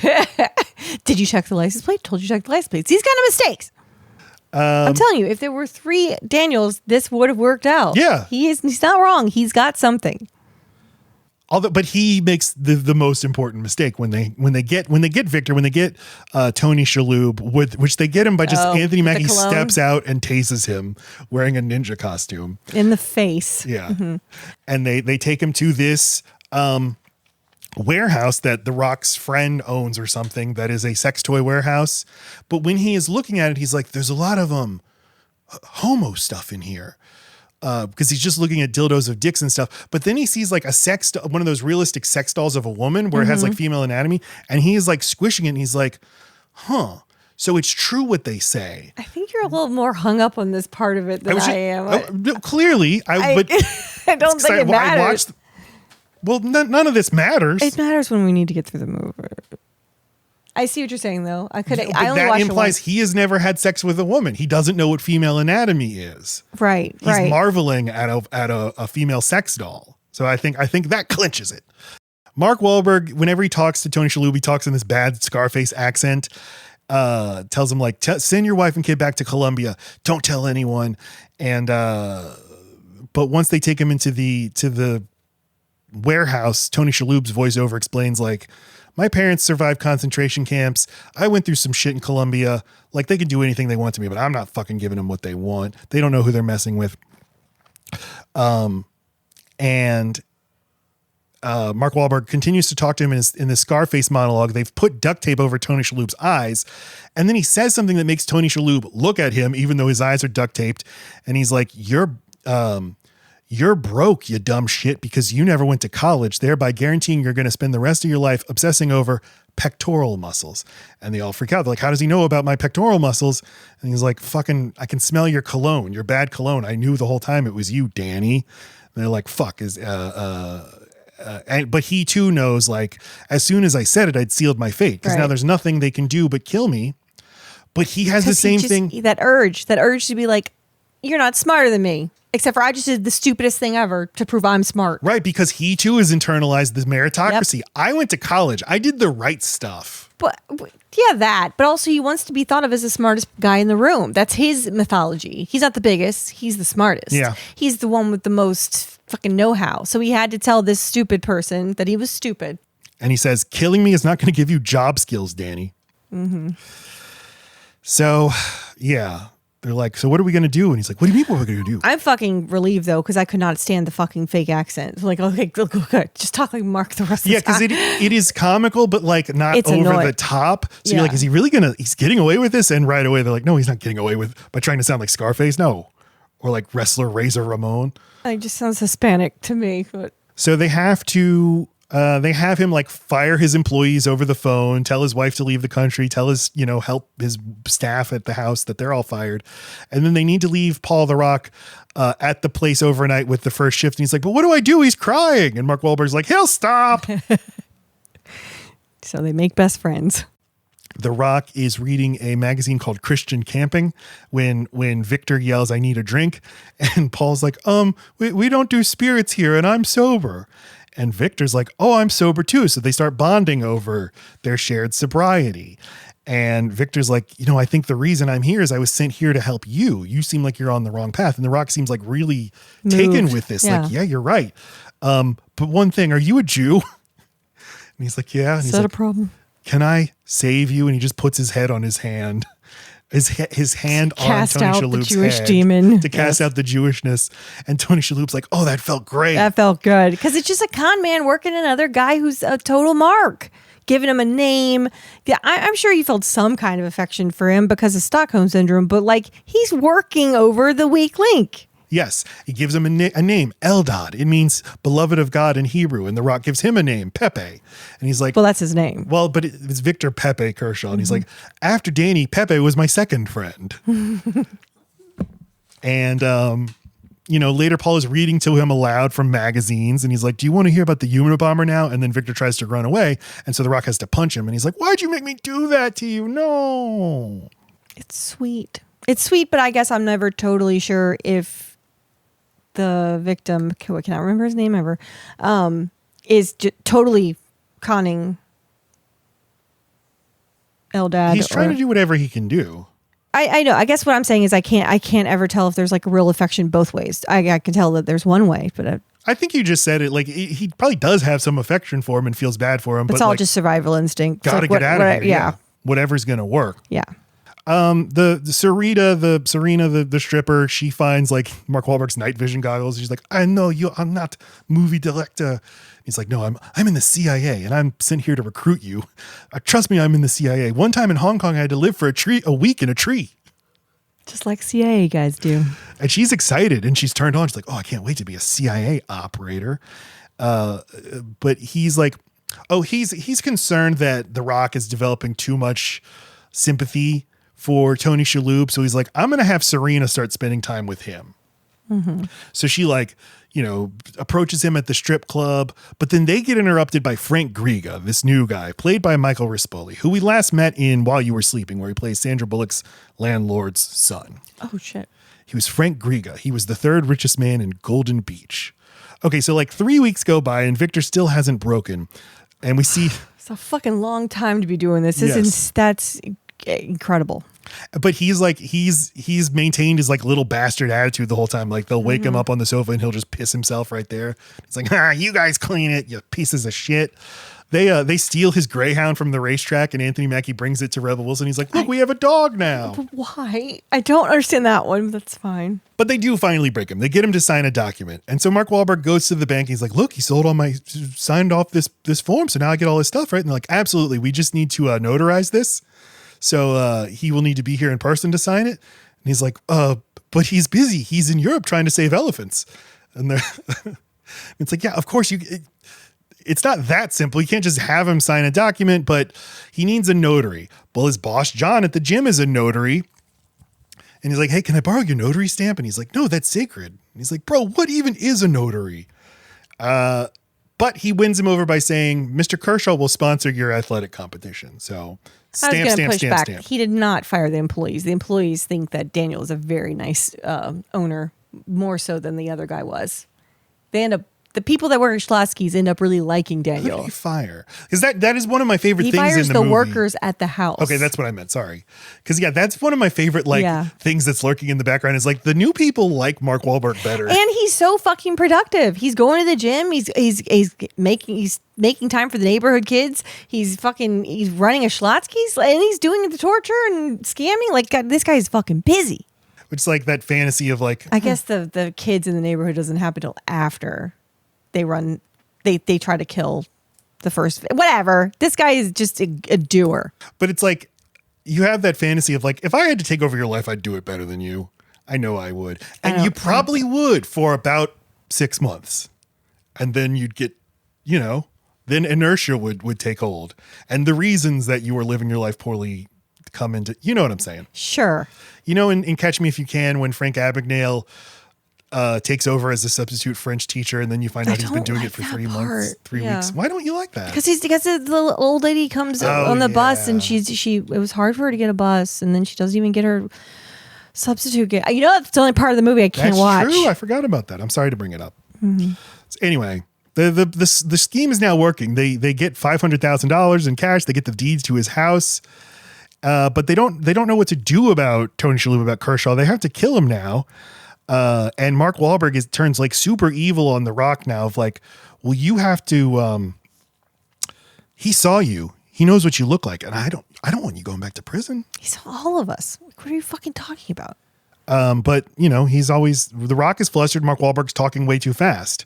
It's like, we got to get him drunk. So they feed him Kahlua and then take him to a parking lot. They try to make him drive his car into a concrete barrier, but that only injures him because Anthony Mackie buckled his seatbelt. I'm like, why'd you buckle his seatbelt? It's the law. Yeah. They pour gas on him and on the car, light it on fire, but he just gets out of the car. His arm is just a little bit on fire, but he's fine. They run him over, but it doesn't work. He like gets pinned like in a curb between a curb and another curb. So it doesn't actually kill him. And The Rock is driving and Mark Wahlberg's like, you killed him.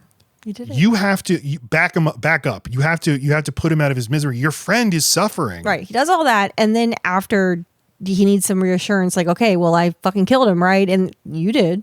You killed him. Yeah. I mean, he's being completely cruel. Like, he talks him into it and then he leaves him alone with it. And he's like, yeah, you did it. You did it, Paul. You killed a man. We did it. He's like, no, man, you did it. It's good. You killed him. But you can tell he feels completely abandoned and yes. Betrayed. He feels that, but would never be able to explain that he feels that. Because it's like, but they're my friends and they're good to me. But I do want cocaine now.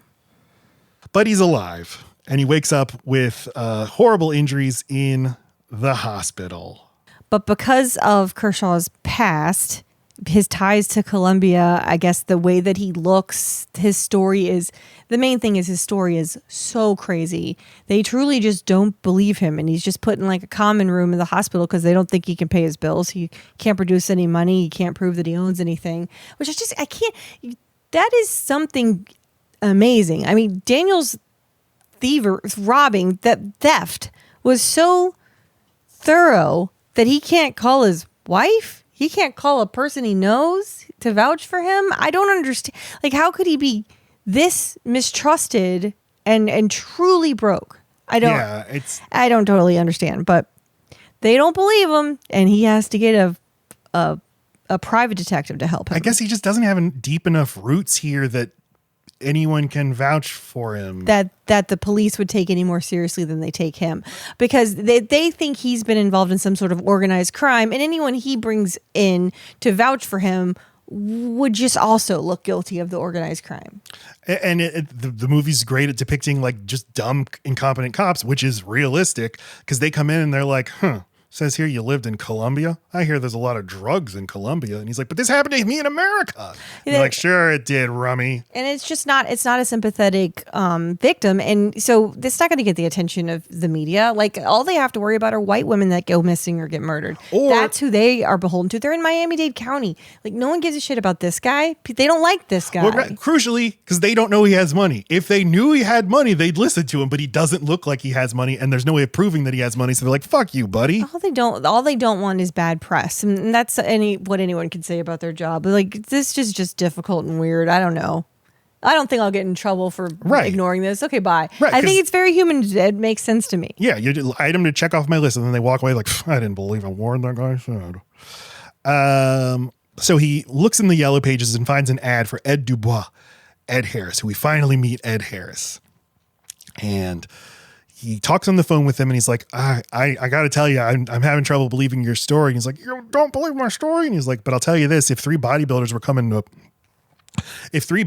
tried to kill me, I'd be worried they're going to come to the hospital and finish me off, which is exactly what happened. So he runs away, gets away with it. But when Mark Wahlberg and his friends get to the hospital disguised as doctors, they talk to a doctor there who's like, Tony Shalhoub just checked out. I told him not to, but I think he was scared because of the cops. The cops didn't believe him anyway. And Mark Wahlberg's like, okay, great. So to them, that's like, well, we don't have to worry about that ever again, because the cops didn't believe him. And now a montage of us enjoying the spoils. I didn't think we'd get to this part. Like, I didn't think they actually got away with it. The whole thing was a surprise to me. So that there was even enough time to go by for Anthony Mackie's character to get married. I'm like, you guys really did it. I don't care if it all gets taken away. You did it. Right. Mark Wahlberg moves into Victor's house. Anthony Mackie starts having sex with Rebel Wilson. The Rock's doing cocaine with Serena. Never see The Rock have sex with Serena. Mark Wahlberg just drives around happily in the boat. Anthony Mackie buys a house. The Rock keeps doing cocaine. Meanwhile, Ed Harris changes his mind, pays Victor a visit. Ed Harris plays Ed. Ed pays Victor a visit. He's like, I've decided to take your case. And he's staying at just the saddest motel in the world. Are you sure that they don't see each other at like the ground? They're in a stadium. That's later. Oh, okay. That's once he flees the motel. I thought he fled the hospital and went there. Sorry. Danny is like, he's like ingratiating himself with the neighborhood. He meets his neighbor Brad, and he's like, my name is Tom Lawn. Right. He's just a guy that needs a gang. He needs sycophants. He needs followers. He needs people who need him. So he pretends that there needs to be a neighborhood watch, and who better to protect you than my big beefy self? And all you kids, you need someone to look up to. So I need a gang. This guy is just a guy that needs a gang. Yeah, he does. Because there's no practical purpose for him doing a neighborhood watch or anything. Or for him to say like, yeah, I have this really nice basketball hoop. All the kids, they can come around. I'll coach them, whatever. And they do. They do start to hang around, and the kids are around. He's like lecturing them, and then The Rock and Serena come in, and he whispers to the kids. He's like, "You guys like that Russian pussy? That was mine. I gave it to him like nothing. I didn't even care." And this is where The Rock's character is like so high on cocaine in that way of, just being totally checked out and confused. And Mark Wahlberg confronts him. He's like, "What's wrong with you?" He's like, "Well, what?" He's like, "You look like shit." And he says, "I feel like I look great."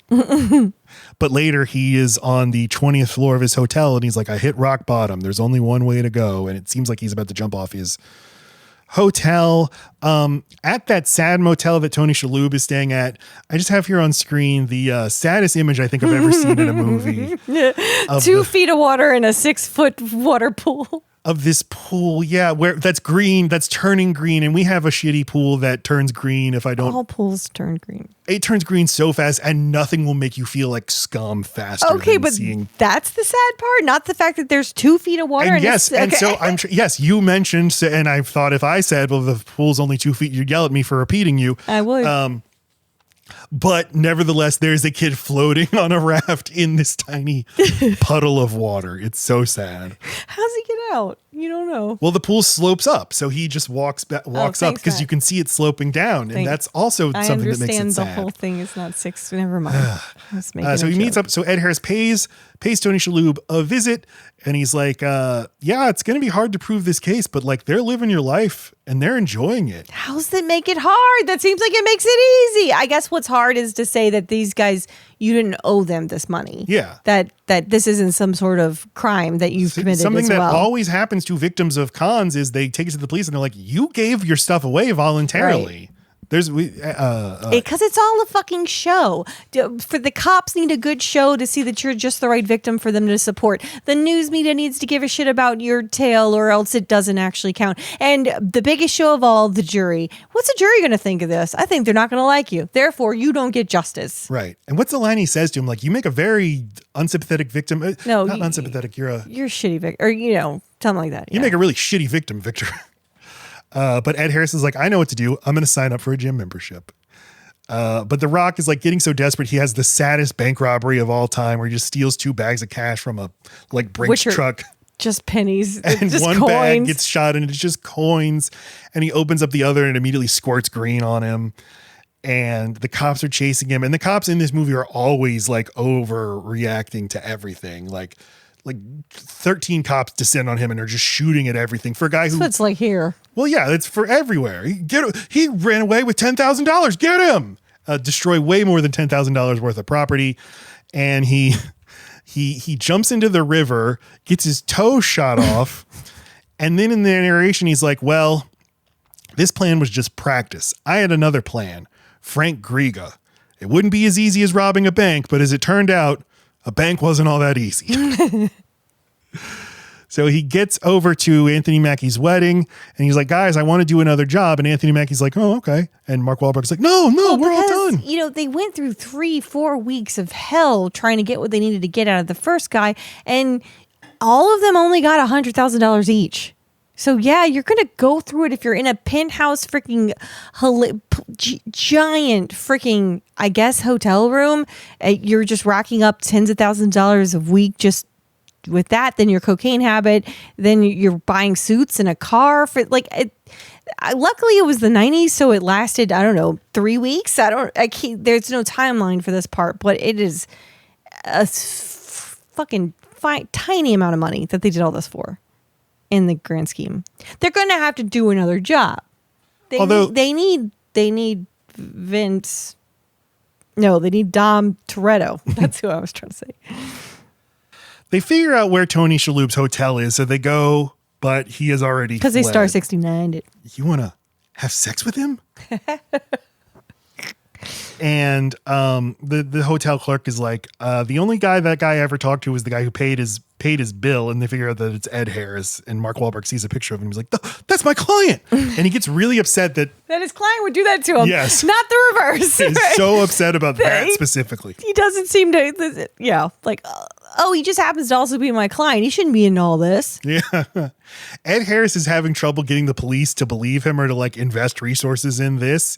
And he's like, well, this is going to bite you in the ass because they're going to do something again and people are going to find out you could have done something about it.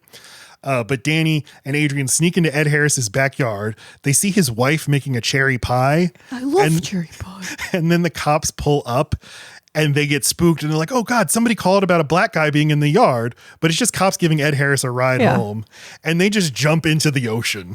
And he can't swim. Yeah. But, And as Mark Wahlberg is jumping into the water from the dock, he shouts, "Abort mission!" at something they were already doing. Yeah, you want someone to hear you yelling that as you're fleeing the property. Yeah. And so Ed Harris, like he says, like Tony Shalhoub needs to stay with us. He's in trouble. So they bring him over to their house and he's like trying to eat with them, but he's injured and he drops a roll onto the ground. And there's a very sweet moment where he tries to bend over to get the roll back. Ed Harris kind of kicks it to him and he picks it up. And Ed Harris's wife is like, Ed Harris's wife, who I guess is supposed to represent just virtue, just good, just the home and hearth. And she's like, every man deserves to have dignity. And no, every man fights for his own dignity. And he's like tearing up and he's like, I have a boat. But because finally someone got why he's been doing this whole time. Why not accept help? Why not take a handout? Why not, he's been force fed this damn American dream. All of this needs to be for something. Me sustaining all this torture, I was fighting for my dignity. I'm going to pick up this fucking role. A real thing to have dignity over. And then to build on that, he's like, well, I have a boat. I own a boat. Boats are constantly, and they are constantly represented in Miami-Dade County as the ultimate sign that you've achieved something. And people rent boats all the time in Miami just to take pictures on them. So, like, it's no coincidence that Wu's poster features a giant mega yacht and his boat is his prized possession. It's just all these, you're not supposed to just look wealthy. You're supposed to look like you have fuck you money. But the kind of fuck you money that a middle-class person can attain. I can buy a boat. Well, I mean, the same reason in why people give shit to black people for buying a Cadillac. It's like, well, but I can buy this. I can make payments on this, and it can feel. I might be able to not be able to buy a middle-class house doing what I'm doing, but there's status symbols we can't afford. Mm-hmm. There's indicators. I might not be investing smartly, me as this Schlotsky's businessman, or it's good enough. He probably should not have a boat that nice. There's no reason to have it except for that it signals some sort of, yeah, you know what I'm saying. There's no need to podcast. So you already know what I'm saying. At Mark Wahlberg's house, he feels really betrayed by Ed Harris. He starts beating the shit out of his barbecue pit and he says, fuck this beaver cleaver shit. But I wasn't going backwards. The 3-finger plan just needed a 4th finger. That was all. So he tells Paul, like, we're going to do it. We're going to go forward with your Frank Griga plan. So they go to Frank Griga's house and he gives this presentation. And his presentation... I don't know what he's presenting, but... His presentation is like, let me tell you, click, about the country, click, of India. Thailand. Right. And he's giving like a proto version of a TED talk, but it's so stupid. And Frank Griga is the first person who's like not that impressed with him. But why even take the action? Why keep going with him? He's like impressed with the idea and assumes there's somebody above Mark Wahlberg. Right. Like, this guy's an idiot, but I like him personally. I just have to meet with his board of directors. Right. But he's like, his presentation, which he delivers with so much like swag and conviction, it's stuff like, we're going after Indians, but not a woo-woo Indian. No, we're not going for that. Click. We're going for the Gandhi kind. And he's like, but those are Japanese. This man needed the internet badly. He's like, oh, that's phase 2. Waited 10 years. He would have had all he needed. But he's like enthusiastic. He's like, all right, well, when can we start? So their plan is like, they're going to do the same thing again and hold this guy and his wife hostage and have them sign documents. But they made a big mistake of not getting rid of the wife first.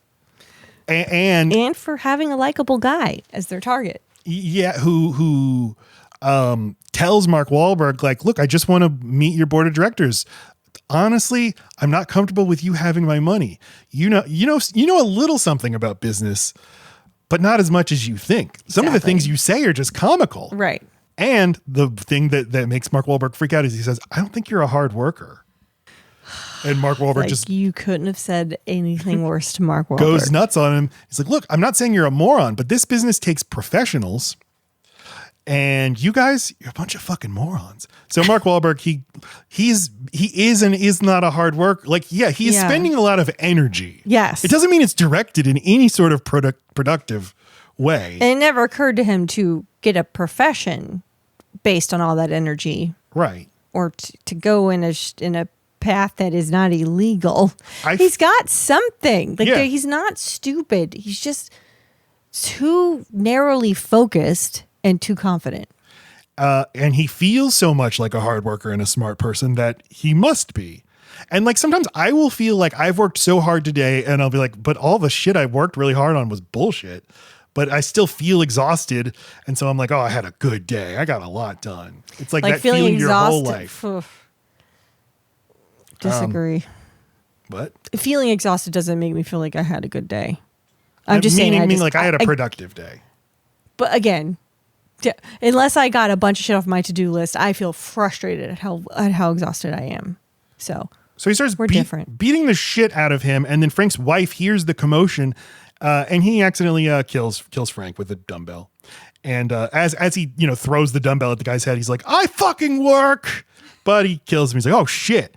And then the wife comes in and she's like, huh? And they give her horse tranquilizer. And I have this clip here of Mark Wahlberg just having a panic attack explaining what he did.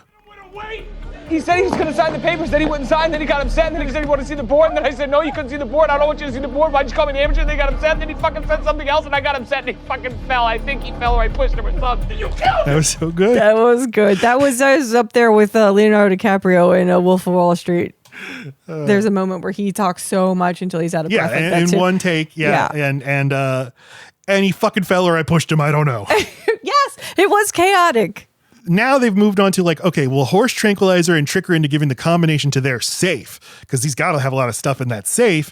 And he thinks he's getting it from her, but she's just giving him random numbers because she's like 17, but he doesn't write down 17. He writes down a different. Anyway, he just with authority says to his friends, he's like, guys, it's now a salvage operation. And The Rock's like, what does that mean? But I love that The Rock's toe injury hurts, so as soon as he gets a chance, he just takes off his shoe to just air out his stump. Yeah, that's very believable. In all of his chaos, the Greyhound has run away.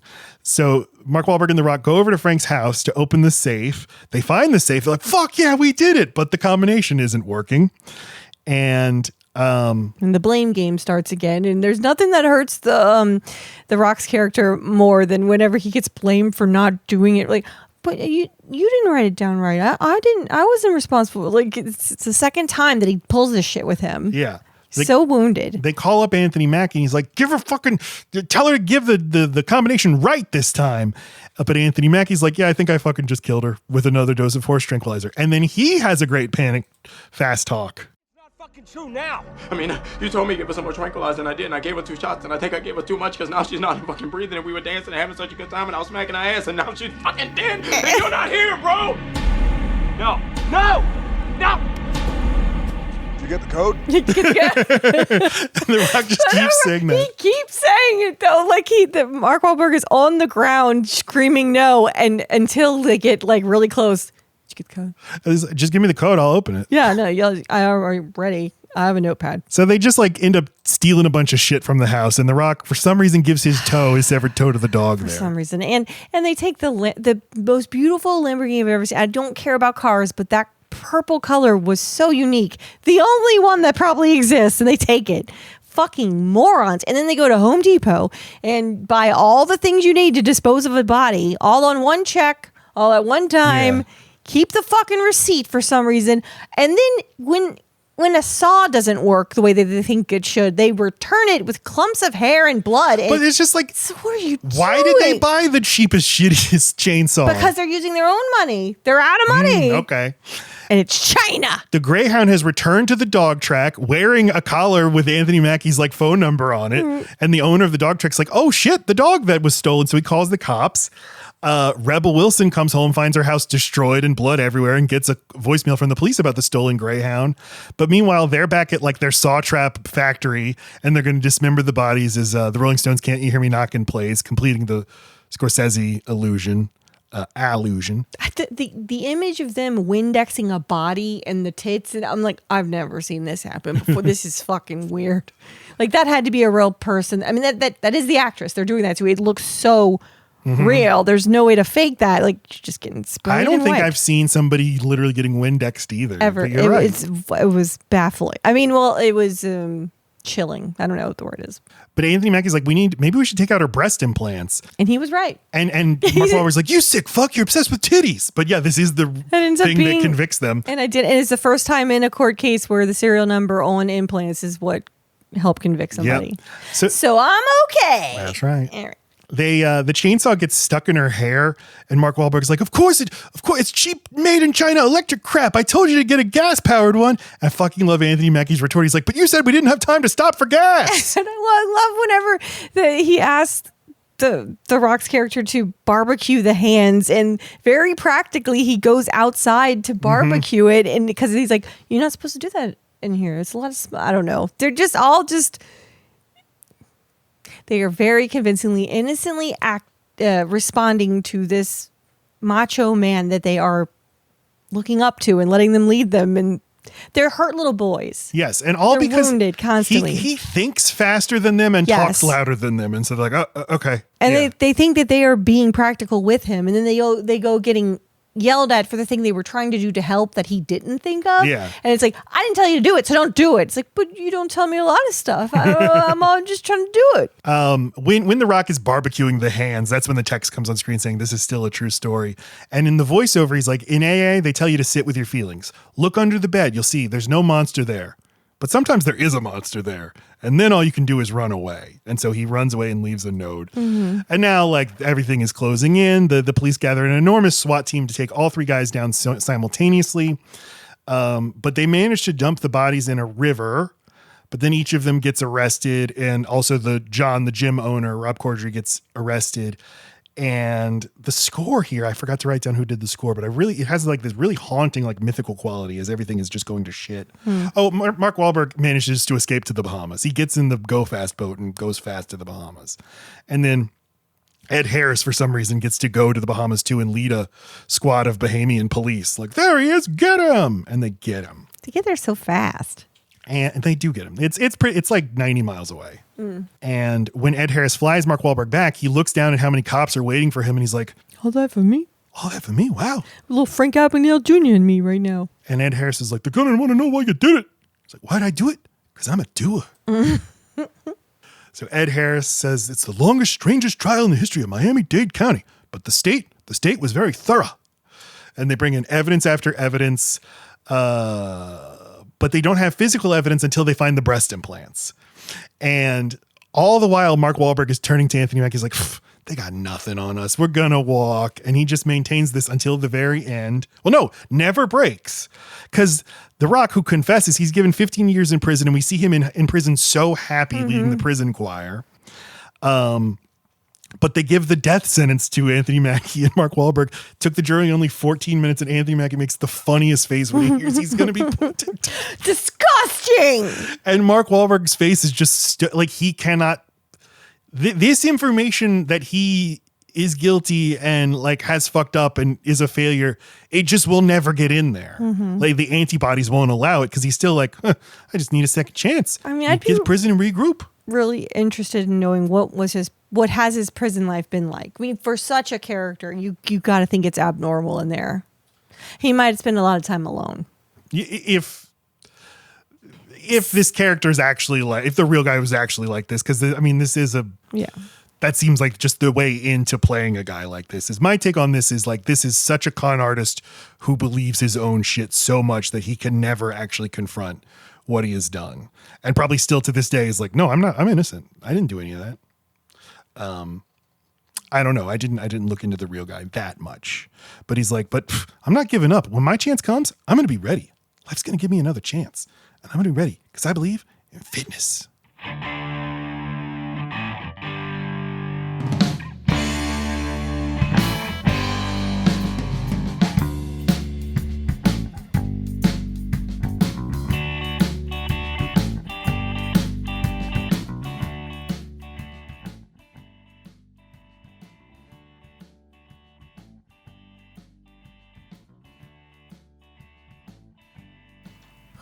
I have not rated this yet on Letterboxd, but I think I have to go 5.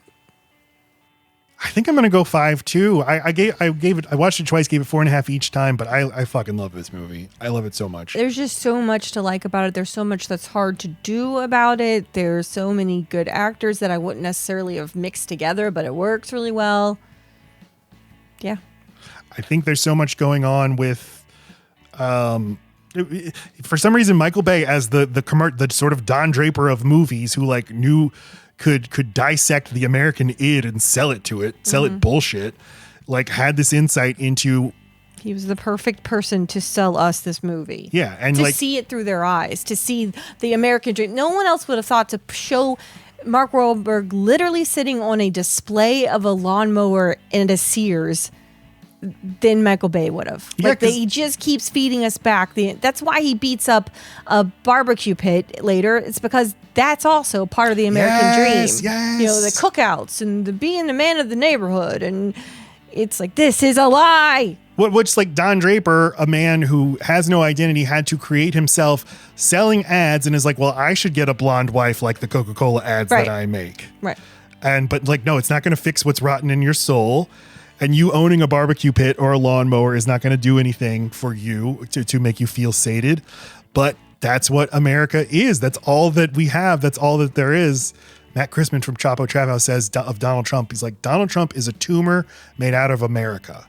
And like, that's what this movie is about. It's just the pure distilled America. And I think that America in 2013, the period of time that I say is the dumbest period of American history, which is the pre-Trump era when everything was already terrible, but nobody wanted to acknowledge it. Right. You could acknowledge it a few years later because you're like, we elected a damn Cheeto as president. But everything was stupid and it was a big carnival game, but it's okay because maybe you can win the carnival. Maybe you can win the ring toss game. And I don't know, Michael Bay was the perfect man to tell this story. Mark Wahlberg's best performance, Dwayne Johnson's best performance, Anthony Mackie's best performance. Love Ed Harris, love Tony Shalhoub. Love it all. I guess, yeah, 5 fucking stars. I guess you conned me into it, guys. And it's just so interesting to think of an alternate career path for The Rock where he played more character actor roles or allowed himself to be vulnerable and allowed himself to not have to be the star. For somebody like Mark Wahlberg, who like, I don't love Mark Wahlberg, but he does have a movie star power that The Rock doesn't have. He can carry a movie. And the ones where The Rock is the leading man, he is just barely getting away with it. And they're the ones where I don't like it the most. It's stuff like The Rundown where he's splitting the job, or he's the side piece where it's perfect. He just know your lane, know your role, and like do it to the best of your ability. There's nothing wrong with that. You don't have to end up. The top is not leading man. It's just one of the options. Mm-hmm. Versus some of these recent movies like Rampage or Skyscraper, where I watch and I think like, this is a pretty okay movie where you're the problem. Where you, Dwayne, are alone for so much of this movie and you can't hold my attention. Right. But you're great at spectacle. So like allow yourself to lean into that and be a sprinter. Be the big side piece when we need it, and then allow the marathon person to do what he does. You know, maybe someone like, I don't know, the guy that's like a leading man in fucking everything right now for the Hitman. Glenn Powell? Yes. Maybe he can't be a spectacle on the side. Maybe he's not good at the buddy part. But he's an amazing leading man. There's something endlessly palatable about watching him. But, you know, I'm just saying, there's huge value to both, and they don't have to be in competition with each other. I wasn't expecting, I threw Jumanji in here as like, we're in the good period of The Rock's career, and this is like the height of his commercial success and a movie that everybody loved. We did an episode about the original Jumanji years and years ago. I listened to it. It's good. You and I were funny back then. Yeah. Go listen. And but we were talking about it because like everybody loves the new Jumanji movie. So that's why we did it. But I wasn't expecting, like, I'm very excited to see this performance because he is playing somebody who does not have the experience of looking like The Rock. So it is this weird, like, metaphysical Dwayne Johnson playing not Dwayne Johnson, but looking like Dwayne Johnson. Or no, Dwayne Johnson playing The Rock, because there's a difference. And yeah, that'll be next week, August 1st, 2025. Jumanji. Tell a friend about our show, please. Check out our YouTube channel, Load Bearing Beams Pod. Check us out on Letterboxd, Matt Stokes 9 and Load Bearing Lacey. We're on the socials. My band is Rural Route 9. We do the music for the show, including the Summer of Rock theme song. Thank you to Wade, Email, and TJ Barons for helping us produce that. Thank you, everybody. We love you. I love you. Goodbye. Smell you. I'm tired.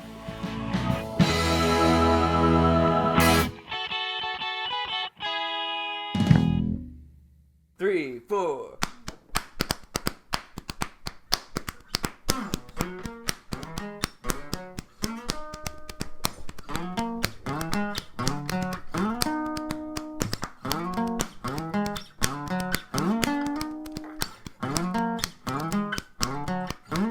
Everybody, love Mary Keens, love Mary